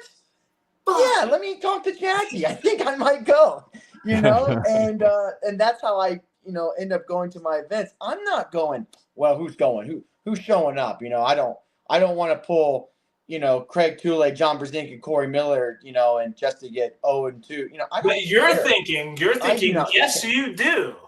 Yes, you do want to pull them. Yeah, I'm down just to. It doesn't matter, you know. That's how you learned. I'm down just to do it. You know, take the ego out of it. Ego only matters when you are Craig Toulier. Ego matters when you are the Corey Millers of the world. Ego matters then. For like the Texas Arm Wrestling rankings, it blows my mind how quiet that gets sometimes. It is like, hello, anybody there? I'm going to chat with some guys. I said, hey, who's going to Texas State this year? And all of them replied, it's too far and I'm not good enough. And they're in Texas. They're in Dallas. I'm glad you know that already, dude. So we're talking 5 hours. Yeah, we're like, that's nothing. 6 hours max. Yeah. I mean, you know, Tucker Keating and them and Les Flores, Willie Schlobaum, those were 8-hour drives for those guys. Yeah. These guys, it's just a level of like, how much do you want it? You know, how much do you practice? How much do you compete? How much do you want it? Here's something that, since I got both of you guys on here, and I've kind of been seeing a trend across the community. You know, it seems like there have been, so obviously super matches are pretty hot right now, and we're talking about all kinds of super matches. We're talking about trash super matches that mean absolutely 100% nothing, right? It's just some kind of like friendly battle or whatever, you know. And then all the way up to obviously the East versus West, King of the Table, pinnacle super matches, you know. But it seems like a lot of amateur pullers are going the way of super matches, right, as their primary source of pulling. And when you talk about tournaments, they're still talking about, oh, well, I still qualify for the AMs because I haven't won 3 tournaments, but you've pulled 10 super matches, right? And regardless of who it might be against, you have actively pulled in some sort of competitive state 10, 15 times already. And you don't attend tournaments because you're holding out for a super match that means absolutely nothing, right? It doesn't gain you anything, no ranking, no nothing. You forego tournaments in your area, or even, you know, like i.e. big ones in Texas State that might be a little bit further, for a super match that means nothing. You want to still claim amateur status. So the kicker is, can you push yourself out of amateur status through super matches? I got 2 takes, but does Trayton want to go first? Because mine are probably like, what I have to say is probably not beneficial to the subject. So go ahead. Go ahead. My first take is a hot take. I think super matches for an amateur are a low effort, high reward entry to just competition. Yep. But let's not get it confused. They're not super matches. They're simply challenge matches with their friends that they probably practice with or are just a neighboring team. And it is the barrier to entry for me to say, hey, Trent, can I come, you know, drive 40 minutes west and come to y'all's practice and have a super match with you, a best out of 5, and we'll have the local guy ref it, and we'll have like an official match, as official as we can get it. Right. Because I'm new and I want the practice, I want the ready goes and this and that. And there is a difference between doing that and just Yeah. practicing with your teammates in your, at your practice, right? There's there's that sense of competition, and I think that's what it is. They're getting all of the fun parts of arm wrestling for like none of the cost, right? Like tournaments are hard. You don't know who you're pulling. You have to make weight. You're not in control of who the refs are or any of this stuff. You have to pay entry fees. You have to travel to it. They're hard. Mm-hmm. But it's so easy for me to go, hey, Trayton, in 3 weeks now, can I come and can I pull one of y'all's 220 guys? Nothing on the line, no money or anything. I just want to come out and challenge match just for fun. Expedition. An expedition, yeah. And it's a great way to get my feet wet and because if I go, I'm gonna learn something from it, win or lose. I'm gonna go, oh, that was crazy. I wasn't ready for it. Ready goes in a competition like that are so different. I wasn't ready, and because you experience different things. You get the same things you get out of a tournament to some degree, but with like hardly any of the investment required. Now, I want to say that I think doing tournaments are 10 times better because I think they're more serious as a beginner. Going to a tournament that, the TAO is hosting with real certified refs, real awards, bolted down tables, the whole 9 yards. God, don't get me started on that. More meaningful than, having a super match on the Amazon, table that, is just not bolted down and sliding all over the place and the pads are flying out and it's your buddy Billy Joel reffing. Yeah. But now I'm segueing into the next thing. Can they graduate from amateurs from just doing super matches or challenge matches? There's a reason challenge matches or super matches or 1v1s, whatever you want to call them, are put into Aries as the open.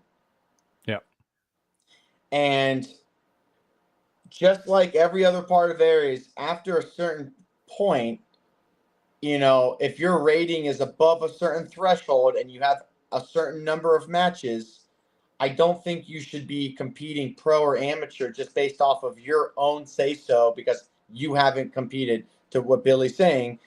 If I go to Texas amateurs, Texas State, and I want to compete in the amateurs, but I've had 5 super matches and I'm 12-3, overall, on my right arm, and I've had 5 super matches or something, based off my rating, because based off those opponents that I pulled, maybe I should be in the open class.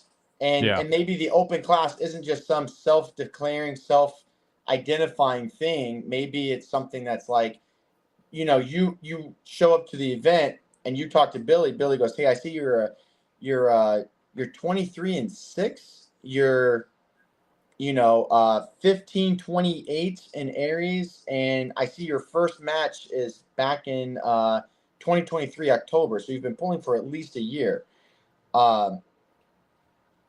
We're going to let you pull amateurs this event. Maybe, we're going to see who shows up. Maybe you eyeball it, but really we think you should be in the pro. And if they say something, just be like, look, we have a choice to make. Either you enter the amateurs and you win first place and you get your gold medal and, you go home and you can high five your buddies, or you enter the pro class and you probably get your butt kicked. But guess what? Yeah. That threshold is where a lot of us live. I was there for 6 to 12 months where I felt like any given amateur I could just wipe. But to go and compete in the pro class at 220 in Texas was an 0-2 journey that I knew I was just going to take on the chin for like 6 events in a row. I was like, but that's the thing. Who's my first match? Ronnie Morales. Oh, okay. Well, who do I got next? Anthony Lowe. Well, dude, never mind. Okay. You know who my first right-handed open class match was ever? I hope it was Tucker Keating. No. Was it Dimitri? Was it Robbie Burnett? No. All right. It was at the TAL kickoff event, right? TAL kickoff. Okay.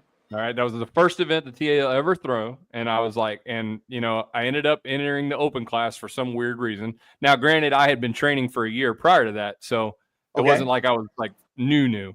Brian Sinton, my first right-handed match. Awesome. Did he christen you? Oh, yeah. Oh, yeah.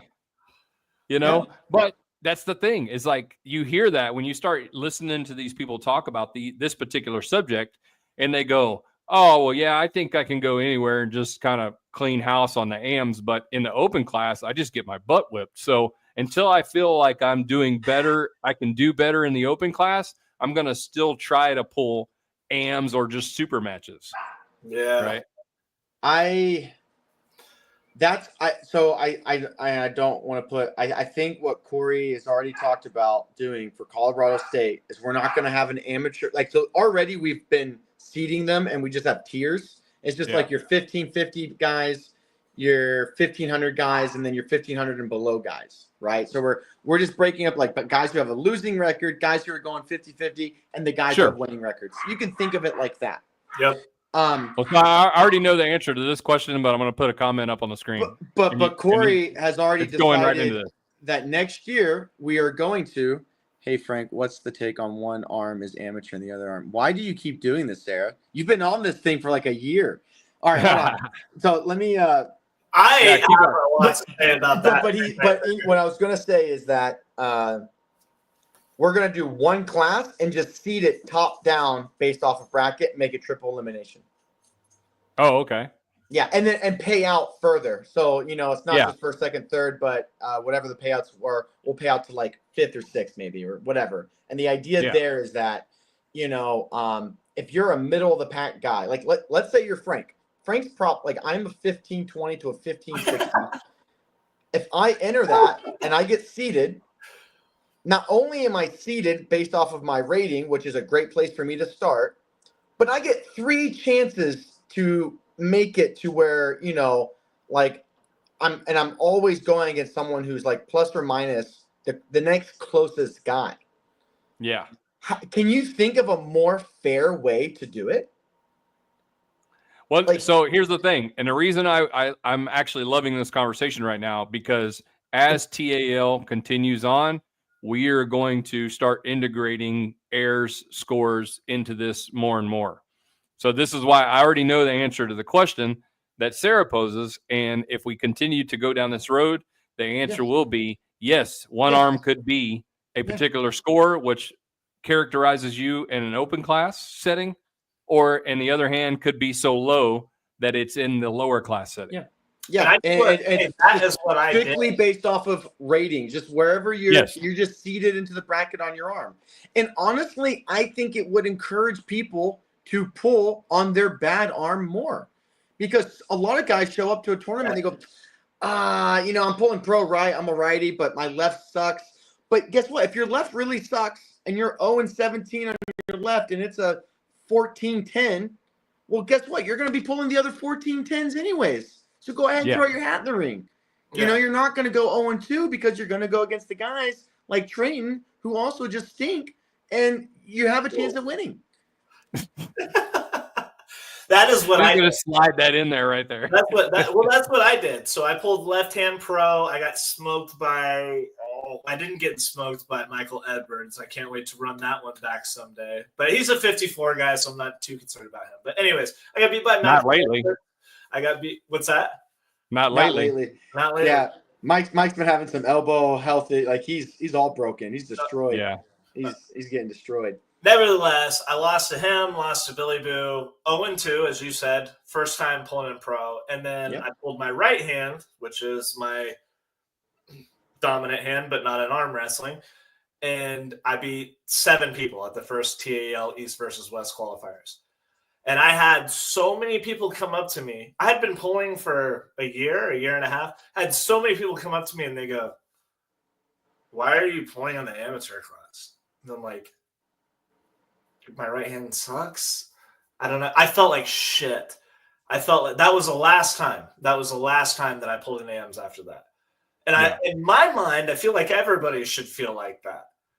Like if you've been pulling for 10 years in amateurs, I lost nationals on right hand to a guy that I don't want to bring up any names, has been pulling for 2-0 for 2-0 for 20 years in arm wrestling.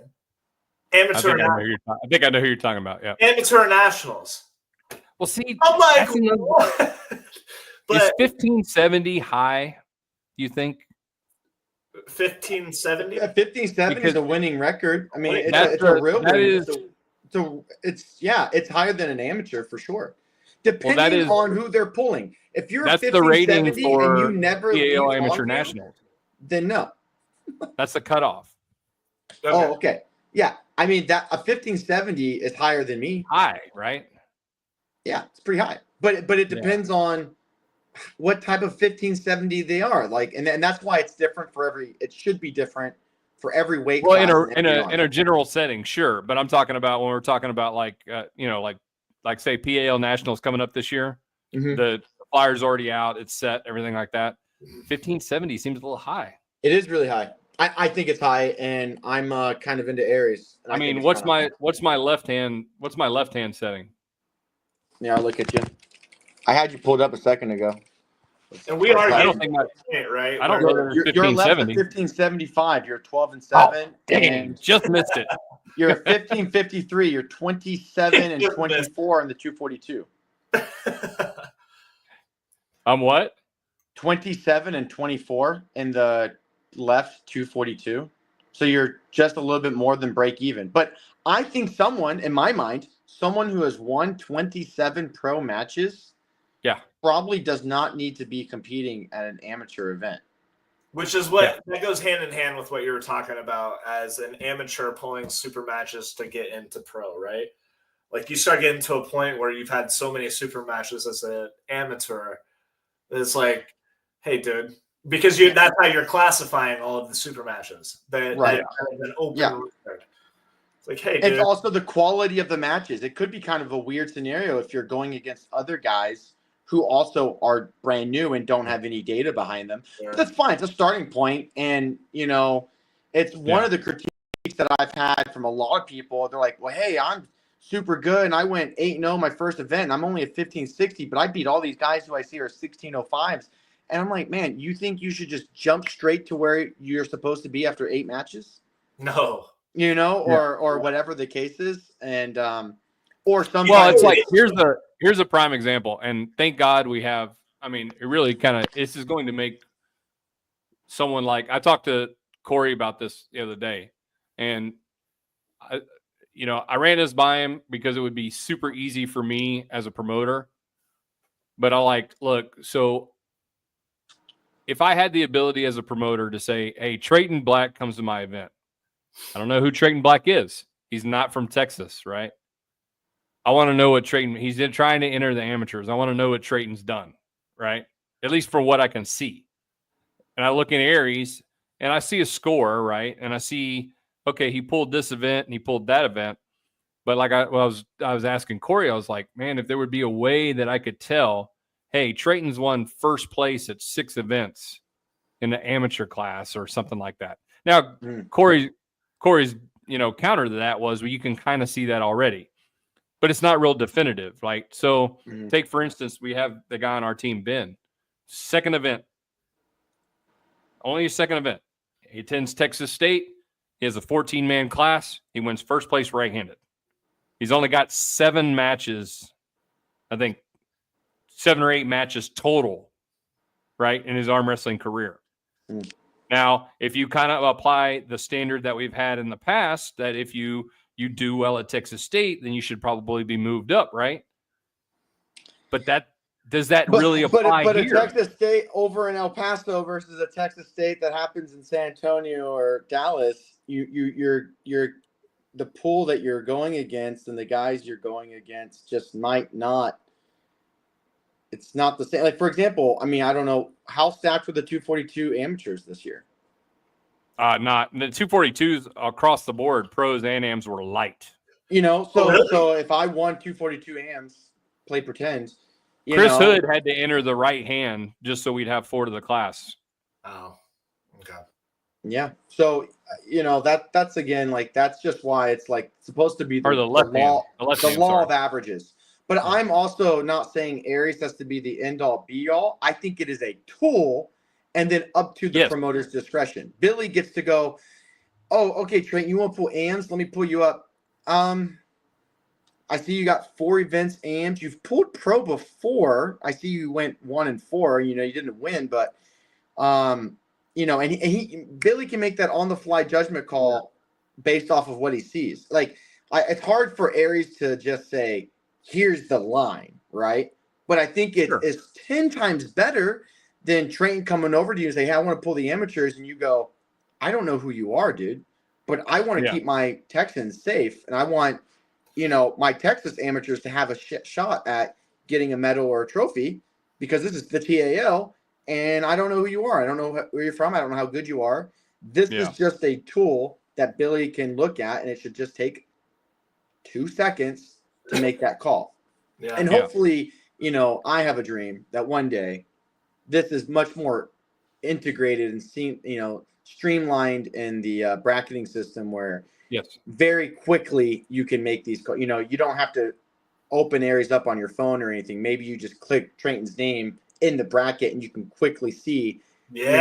Frank. You know, talk like that. I love it. You know, and just say what's. Well, that could be something really good. I mean, if you use the add puller list, you know, in the brackets, if that could be incorporated somehow, that way when I type in Trayton, it throws him into the bracket with his Aries score already. You know what I mean? Yeah, no. So Corey, I think I don't want to put words in his mouth. I think he already has that for his own testing, like his own testing thing. Yeah. But basically, we've exported the entire database into Excel, and he's just kind of thrown it on the back page of the bracketing system. And then when you type in those names, it brings the rating over with them.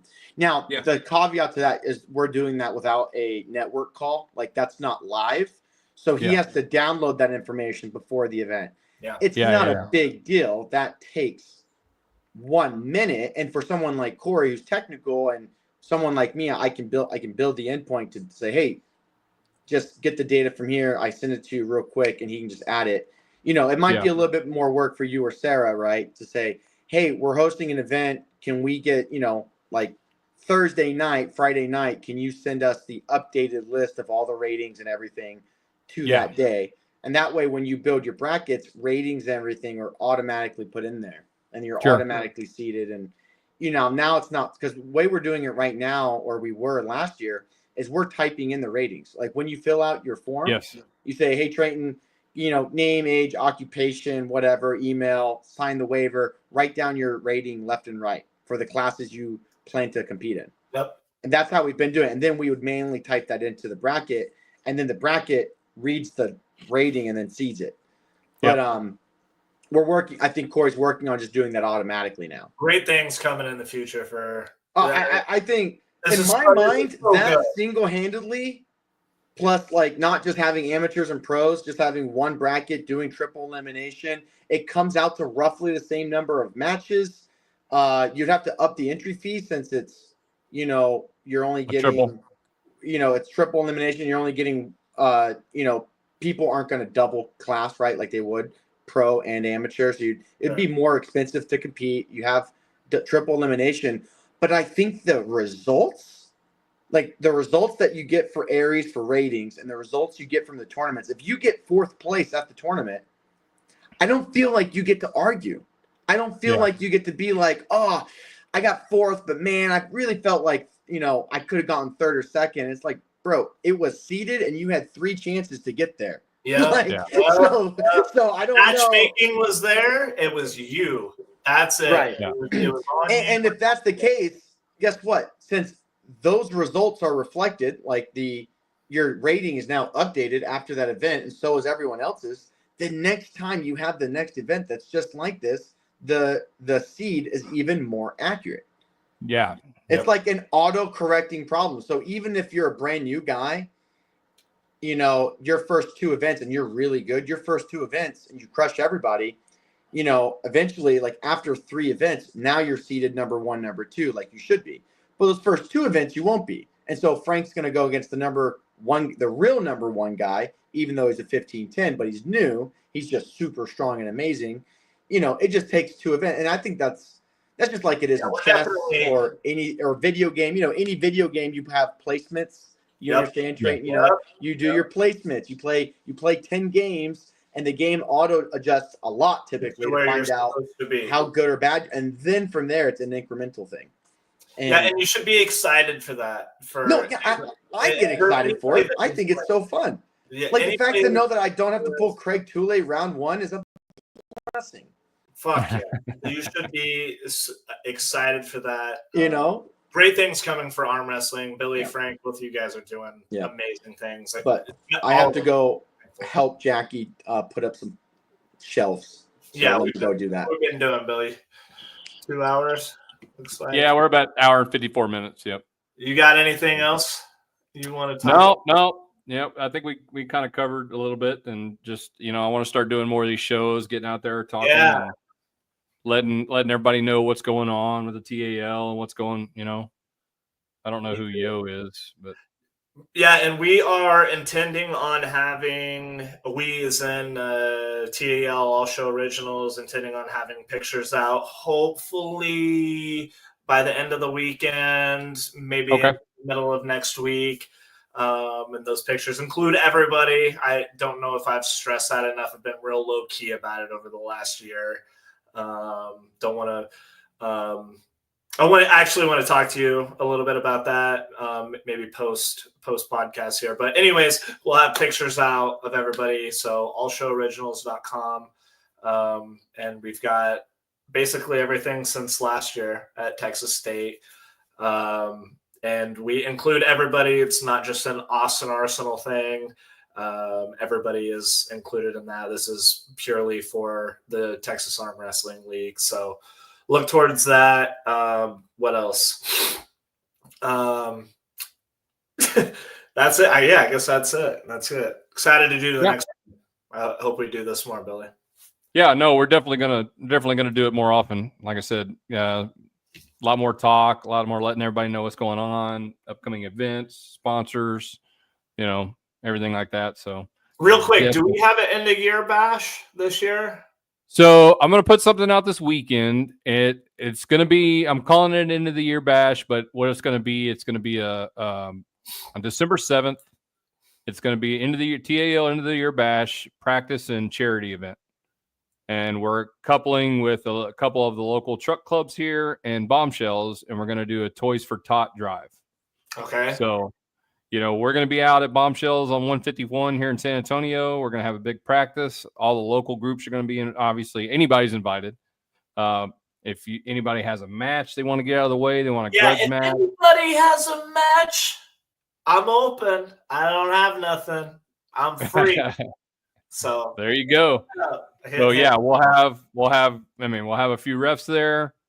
We'll be able to facilitate that. If guys want to kind of get together and do kind of like, I was thinking something that might be cool and kind of small would be like a 4-man bracket, best 2 out of 3, single elimination. Guys decide what they want to put in a pot, and a winner take all, or pay out the third or whatever. We'll be able to facilitate those types of things. But as far as like anything official, like we've done in the past with the end of the years, it's just going to be a big practice. Let's all get together. Sort of deal. Gotcha. Yeah. Bring a toy, donate to Toys for Tots, and we'll have a good time. Awesome. Sounds good. And then following that, we are off until February. So February will be the first official qualifier, and that's going to be. So next year, we're not calling them qualifiers anymore. Oh, okay. All right. We're just going to call them regionals. Okay. Because it still seems to be a little bit of confusion floating around that people have to come to one of these in order to come to like Texas State and stuff. That makes sense. And,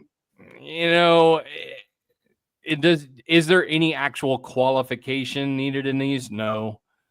So I proposed to the directors, like, why don't we just call them regions, right? Yep. And let's come up with new names for them, right? It could be specific to the area. So like San Antonio used to do Battle at the Alamo. Oh, okay. Yeah. You know what I mean? Hey, San Antonio, Texas Arm Wrestling League, Southern Region, Battle at the Alamo. Boom. If we go to Houston, maybe it's a Space City, showdown or jam or something like that, right? Yeah. Something specific to the area, a cool name, and we'll drop the qualifier thing. That way there's no ifs and buts about whether or not I can attend Texas State or if I have to do events or something. And I think it'd be cool. It'll give a new, fresh look to everything. And we've been doing the qualifiers for 4 years now. And But I think it's love time for a regionals. little. That's great. And then give them their own unique name based on the area. That's great. It's a great thing. Yeah. I think it's time for a change. So Yep. Great idea. Love that. So February will be the next one. Yeah, February will be the next one. That'll be the Central region. Okay. You'll see some announcements coming out. We will have 2 big female super matches at that event. Can we get names on that yet? Or are we holding that off? No, it's we were kind of holding off on announcement until after Texas State. We wanted everything to be kind of focused on Texas State. So now that it's over with, we will have Jocelyn versus Jolene left-handed. So Jolene Anderson, Jocelyn Bryson. Okay. And then we will have Jolene versus Elizabeth right-handed. Oh man. So, and both in the 155 plus category, ranking category. Oh man. Yep. So that's really going to be, Jolene's got her hands full that day, but she is, if you know Jolene Anderson, she is game. Yeah, she's ready. Yeah. She is. She is totally down for it. So yeah, those are going to be really cool. Talking about, it's kind of weird because you talk a little critical about the women sometimes, but then we still even besides that, we still want to try to grow this, right? We're not just leaving it behind. So, those big matches are going to be. We might have a couple. We may be looking for 1 or 2 filler matches to kind of throw in between those to give Jolene a little bit of break between the matches. For sure. So if anybody has a kind of prospect or anything like that coming up, just know that we're going to be reaching out probably to the community looking for 1 or 2 to kind of fill in between pre-tournament. So, just keep your eyes open. We'll be asking for that, and we'll be looking for that. I got some ideas just spinning right now. So cool. Yeah. Very and cool. that's if nothing else pops up, between then. So that's kind of what we're looking at now. So February 15th, Central Qualifier. Then in March, we'll be back up in Lubbock for the Northern region. April, we'll be off. Then May, we come back around here in San Antonio, May 24th, Memorial Day weekend, and the Super 64 176 class. So we have a lot of 176s that I think qualify for that Super 64 right here in Texas. Yes, we do. So that's going to be a perfect opportunity to have no reason not to be there. Yes. Whoever this yo is, if you're waiting in the waiting room, I don't know who you are, so I'm not going to let you in until I know who you are. So, Nathan Williamson, what's up? Yeah, what's up? About the ladies matches, man. Yeah, I'm excited. I been in constant contact with them. We are 100% go. Yeah. So. Yep, it's gonna be exciting. I can't wait. Nathan's got pictures for it. Nathan facilitated these matches, and of course we were all welcome to facilitate them at the event. So a combination of working together, we got these matches, and I mean it's been awesome. from the start. It's been myself, you, Danny, and Sarah, just so figuring things out. Yeah, we just got pictures, so I'll be working on flyers for the ladies on that one. Then I said, okay, yeah. So back in May, Super 64 176 prior to our Southern Region event. That should be a massive event. If you think, if you hopefully cross fingers, you have the rest of the Super 64s that aren't from Texas will come down out of state. So it should be a massive event. We're going to be having that at the old well, which is now Biggs Burgers, the place where we did the first Texas State. One of the greatest venues ever. Yeah. It's one of my most favorite places to be. I love it there. Yep. So we'll be back there for that one. June, we've got affiliated event with Sean Hancock, the PAL Nationals in Dallas. July, we've got another TAL affiliated event with Greg Sharp, World Series of Arm Wrestling.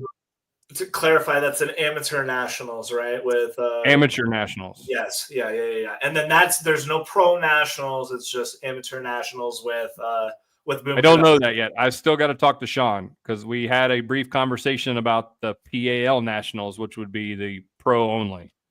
Yeah, I said what I said earlier, but that is the greatest thing as an AM that you can do is show up for that event and Yes. compete at that event. It's like Frank was saying earlier, and you too, Billy. You know, if you were there that day on nationals, you won nationals. Show up to that event. Yeah. Kill it. Show up there, be there, do it, figure out your level. That is one of the greatest, most fun events. It was awesome. Yep. Really good event. I mean, I love that we're able to be affiliated with it and all that. So definitely a positive. Great sharp. July World Series of Arm Wrestling. To be back in Dallas again, I'm sure. Big coming down the pipe for World Series of Arm Wrestling. What I'm seeing looks like there's got some good things going on. Definitely something you should be a part of. We'll see how that works out. The house. We'll see how that comes out. Yeah, super cool idea. I'm really looking forward to see how that pans out and where they go with that. July, August, we'll be in the East. We're at Eastern region. It'll be. I'm sure it'll be. I gotta make some contacts, but I'm sure it'll be in the Houston surrounding area. Okay. It makes sense. September, there may be, and that's why I'm saying I need to talk to Sean about what he wants to do in September. There's a couple different options. So you may see another PAL event, like you may see that in Amateur Nationals if that's what he decides in September. I need to talk to him about that a little bit more. You mean the Pro National? The Pro Nationals, yes. Yeah. And then September, October, obviously, pull in for Special Kids. Yep. Great event. Fantastic event. If you can be there for that, please do. It's just been a great thing. Amazing thing. Yeah, Nathan's been a part of that, so we're last 2 years. I think we ref, 3 years. So definitely a good event. Rick Parlett's event's been going. This was 11, wasn't it? What was it? A dozen? I think it was 11 this year. 11. So 12 next year. Yeah, and I already got some stuff in the works for that too, like some cool stuff to do with to help raise even more money. Yeah. Because and then October, and then November we will be at Texas State in El Paso again. So, jam-packed year for TAL, and then there's a few other events going on in there. You got Jerry Duro's and Robbie Hennigan's and Desiree's event in East Texas. Got Labor Day, and I think what is the name of that again? It's we were talking about it earlier. Well, Robbie and Dez's is the Labor Day Showdown on Labor Day weekend, whatever that falls on. And then Jerry's, I think, is Battle on the Pines sometime in July. Battle of the Pines. That's what I was thinking of. Yeah. Of course, you got Mark Perez's West Texas events. You got a West Texas Championship and a couple New Mexico events out there. So the West Texas guys have some action out there too. So if you're an athlete, you better be working because we don't have an off season. Yeah. Well, and this goes to another thing that you'll see probably in the next few days. Starting January 1, we will be dropping our rankings down to a year of activity. It's a great idea. It's good. Yeah. And you and I've had that conversation like, I don't know, a dozen times in the last couple months. Yeah. Yeah. There's no reason. I mean, when all the events that we just listed, and the fact that there's a couple super match events that you can also get into to be active in Texas. If you're not competing, you're not an active puller. I mean, yep, for sure. I mean, that's just the way it is, Yep. So we're gonna, that will also clean up some rankings and stuff like that. And look, I'm not. Or you may be an active puller, but you're not saying anything on the Texas Arm Wrestling rankings page. You might be. That happens frequently.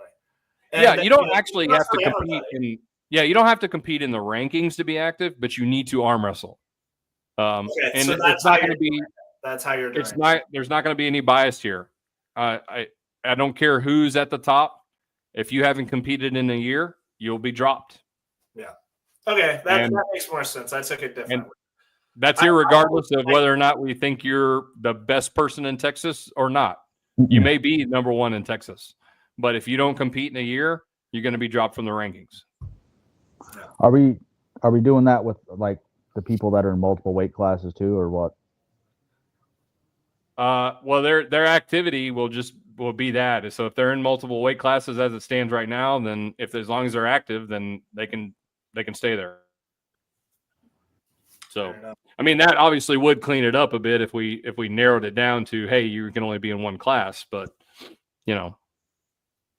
I never had a look. If you can make the weight, I don't care. If you're active and you compete and you can make the weight and all that, then cool. If you're competing, I've talked about this a couple of times. Is there still any more thought of taking it from being like ranking people from like 1 to like, I think what Supers has like over 50 names in it instead of having 50 plus names on a ranking, dropping it down to like 20. Well, that's the thing is once we will do that. If like there's going to be some people that I called a few people today, and those lists are already getting shorter. So eventually, I think we will get to an active 20, 20, 25, and maybe the biggest classes. Yeah. You know what I mean? So we'll see how it goes down, and then if it doesn't look like that's going to do it, then we'll make some more adjustments. But cool. But definitely, the activity thing is I just at this point, look, there's stuff everywhere. There's promotions in Louisiana that are throwing events. There's in Oklahoma, New Mexico, Texas. I mean, there's just no reason to not hit an event once a year. We're still going to keep it via challenges, or if you lose to somebody at a tournament or something. So I've dabbled with the idea of maybe incorporating some. I still think that super matches are the best way to determine. I don't disagree. You have a lot of people too. And Trey, you can attest to this. They won't pull because they're afraid to lose their rank. Yeah. So I've thought about maybe making select events, tournament, like maybe that being part of like a deal. All right, saying, hey, 2 events a year out of Texas State, tournament results in the top 10 are going to count. Or something like that. Throwing in some variables. A podcast-worthy subject because on one hand, we've talked about this with Austin Arsenal all the time about now with the birth of Aries Arm, and the Texas, like there's still a level of importance to it. There really is. Like even though you have Aries and like you can see and you can separate by state and you can do the whole thing, there's still a level of importance to it, especially to the diehards, the Dustin DeWoodies of the world who, before was like, I'm not interested in it, and said, actually, I am interested in it. Let me go pull Robert Mosqueda in Houston real quick. So there is a level of importance to it, and probably a podcast-worthy talk. Yeah, for sure. Definitely on the cards for that, but busy year, and everybody should not be. Look, we're trying to get off here now. Everybody wants to come. Yeah. Well, I gotta run. I have to run. So. You can take off, buddy. I'm sure. All right, we'll talk to you guys later. Have a good one. Later. I'm going to show up at the 9th hour for the podcast. Getting ready to hit end. Nah. Yeah, that's fine. If y'all got to head off, that's fine. I was just finally at a point where I could pop in. I'm not up to the 98% standards yet of 6-7 hours and all that. No. So, but no, a lot of exciting things coming up next year. Yeah. So I'm looking forward to it. I like maybe incorporating some of the tournament matches maybe into rankings, quarterfinals, semifinals, depending, like you said, depending on where it's at and what the level of competition is, etc. Yeah. I don't know. I mean, I think you'd primarily want it to be first matches out of the box, right? A fresh for fresh. Well, yeah, I can see that. Now we have it written in the rules currently that, if you're going for first and second and they wanted to turn that into a ranking match, at the end for it to count. We have that caveat currently. Yeah, nobody ever uses that, but so it's, No. it's pretty much a dead thing. But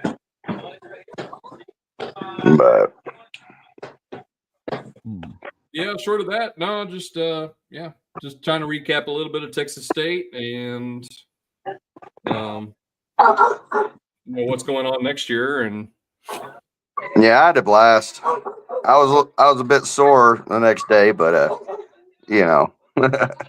yeah, and still, working events still kick my butt. So yeah, This was a short one too compared to like some events I've repped. yeah, I think we've gotten to the point, like we've gotten it down pretty good. I think pretty efficient. It could be. I definitely think we could run it faster and better, but it's a work in progress. Yeah. In comparison, I've done some that are like 10+ hours where I don't take a break. No. Yeah, I don't ever want to see one of those events again. And if we do, it better be 500, 600 entries. Yeah, compared to state the first year till state this past year, or last week, we've come a long way. Well, it's a difference between we weren't ready. Like the first Texas State, we weren't ready for. Nobody expected that at all, and we weren't ready for it. And frankly, we didn't know how to. We didn't know how to run it yet. So yeah. But since then, that's the thing. This is kind of what I look at, like with the split times and everything like that. If you kind of do what you're told to do, then your day can be as little as 3.5, 4 hours and max, Yeah. Rather than it being 6 or 7 hours. Speaking of the split times and stuff like that, I think that might have made a difference on some of the team signups as well. I think we might have missed a team or two that could have wanted to get it or could have wanted to get in there, but they didn't show up when we had announced the team stuff. So that was the only thing that I've seen. There was one or two people that are like, "Hey, I didn't know about this team thing. What's going on?" But when you're pulling open and you come later, I get it. Well, look, you have to have a representative, right? And you have to pay attention to what's going on. Maybe we could have pushed it a little bit harder, but we made a social media post saying there would be a team comp. Absolutely. We did make it, and so you would have to be a team comprised of nothing but pro, in order to not hear the announcement at the event, which is possible. But at the same token, this is why we post stuff. This is why we work so hard on putting information out, is to hope that people pay attention. Yeah. I can only imagine a pre-registered stack team is like, hang on, let's all join up for a team and just go, wreck this event. Great. Get a team together, sign up and come for that. Nonetheless, Well, here's the thing too. Most teams, to be honest, at every event I've been to, they're literally made within 5 minutes of registration. I don't see, and that's one thing I think moving forward, I think we can put some restrictions on that, and the fact that you can't just pull somebody random out of the crowd. It really needs to be someone from your team. Don't call yourself. I don't know anyone who did that. Yeah, I know. Don't call yourself, San Antonio, and then pull some guy from Oklahoma as part of your team. It's never right. I'm saying, you know what I mean, Billy. You've been to you've been to as many tournaments as I have. Where it's happened. Oh yeah. And yeah, so I think that stipulation's probably coming. Like, in order for the team comp you got to at least be relative to the same area and or the same team, And I think most. Yeah, I recruited one. Yeah. So. Yeah, but Central, it is what it is. It didn't have the restriction then, so it didn't apply. But I think that's the whole thing about a team comp is it needs to be part of the. You need to be part of the team, right? Yeah. So, because how does that other person? How does it for instance, Hub City Pullers? Yeah. How does this gainer benefit from your team placing if you guys were to take first? You know what I mean? Right.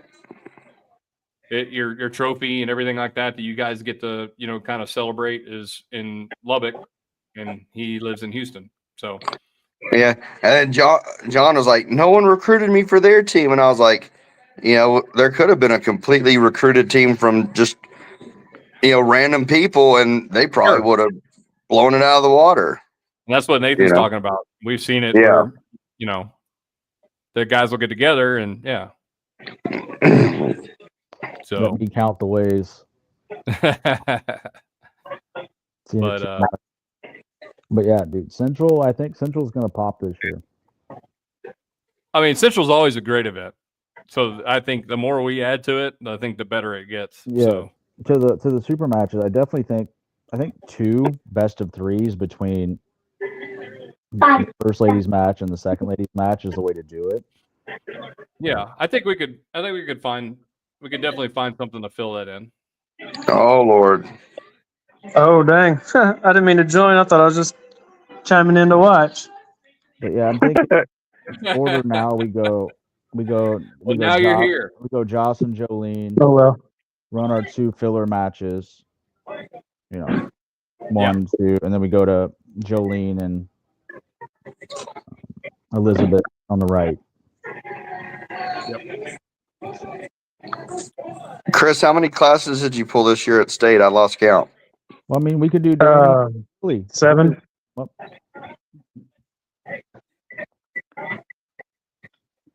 so. Yeah, it wasn't too bad. I was not as sore as I thought I was going to be. Tucker give you your entry fee back at least? Yeah. That's why I jumped in there, because he wasn't going to get paid. So yeah. Don't worry. Yeah. He took care of me. Good. Hope he slid you a hundo. He did. Good. Yeah, because he wound up winning 3 classes of the cash class. Yeah. I think the only one he took third in what the supers left, I believe. Won that. One right. Yeah. I thought it must be where he's getting that. I see he's got some kind of prospect out for $1,000 super match right now that they can't get any takers on. Who can't? Tucker. There's plenty at what weight though? 242. What arm? I don't know. Let me look real quick. That's important. That's very important. I feel like a match that I'd like to see, since Tucker's come a long ways since I've watched him grow. I wouldn't mind seeing him and Robbie. Robbie's got torn. Robbie's got a. Well, I mean, I know Robbie's torn, but I mean, once he gets healthy and stuff, I wouldn't mind seeing that, because I feel like they haven't really locked up since Tucker's been traveling a little more. If Robbie is anything like he was in prep for the finals for World Series of Arm Wrestling, it's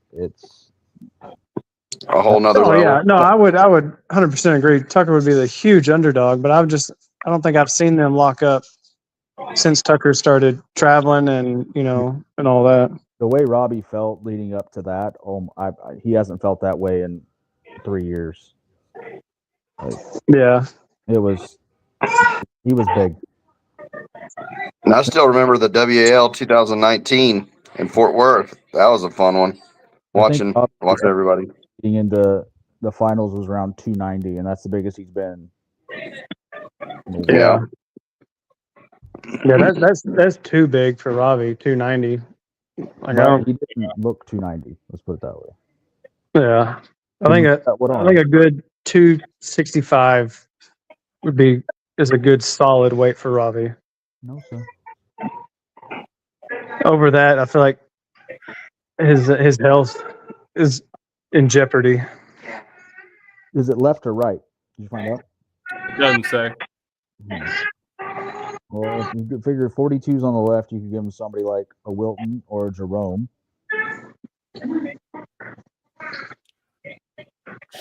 Didn't him and Jerome meet a year ago? Yeah, but a lot of can change in a year. Cool. Maybe not. On the left, that is. I have to go back and look. Oh, Grundy might do it for $1,000 on the left. Yeah, they have to come here though. And they got to go to whose garage? Yeah. And then on the right, you got people like, I don't know, easily accessible. Austin McGraw's right there in Louisiana, Mississippi. Is he a Mississippi guy? I thought he was a Louisiana guy. Yeah, Louisiana, Mississippi. So that's an option. Chris Jelling. I have to go back and look because I know, was Tucker at the East versus West qualifier? He was the first League City. The first one. Because Austin was there too. Let me go back and look at the bracket and see what that looked like. You snuck a win on him on that one, Billy. No, that was the Texas State, and yeah, but he had already pulled the supers on that. Oh, one. okay. That was last year. Gotcha. Yeah. The year before last. Yeah, year before. That's right. Yeah. Get over it. No, a lot with Tucker has changed. A lot. So, speaking of different matches and stuff like that, what do you think some of the upset matches were at State, Billy? Any upsets that you can recall? Nick had every chance of upsetting what's his name, but came forward to Tony Tomlinson. I know Nick wanted that match. He wanted his shot back at him. But Yeah. I mean, I don't know if there were any upsets really. I mean, so there were surprises. Obviously, we already talked about Isaiah earlier. Yeah. Oklahoma. Of course, there were, the Shanks boys, John Shanks. He was, 242s pretty much was what it was. It was a light class. It was me, Michael Zamora, and Tucker, and Chris. The Michael Zamora and Tucker matches. That one, the first one, that's just a perfect example of don't stop pulling until the ref says stop. Oh, I mean, I don't think Tucker stopped pulling. I think he just. I think Zamora found the lane for Tucker that match. Yeah. Okay. Tucker's not stupid. He knows if he doesn't have it, he's going to lay it down. And and he just didn't have it. I mean, because he turned and looked at me, he said, "Oh, I thought I had the pin. That's why I kind of let up." And I was like, "Oh, yeah, no, yeah." Well, it was close. I went back and looked at it, and it's close for sure, but I don't think it was that pin. So no, it was so close. But yeah, I mean, I think all in all, I mean, Tucker usually would finish those matches quicker, but I think Zamora had the right combination for the way Tucker pulls. I just don't.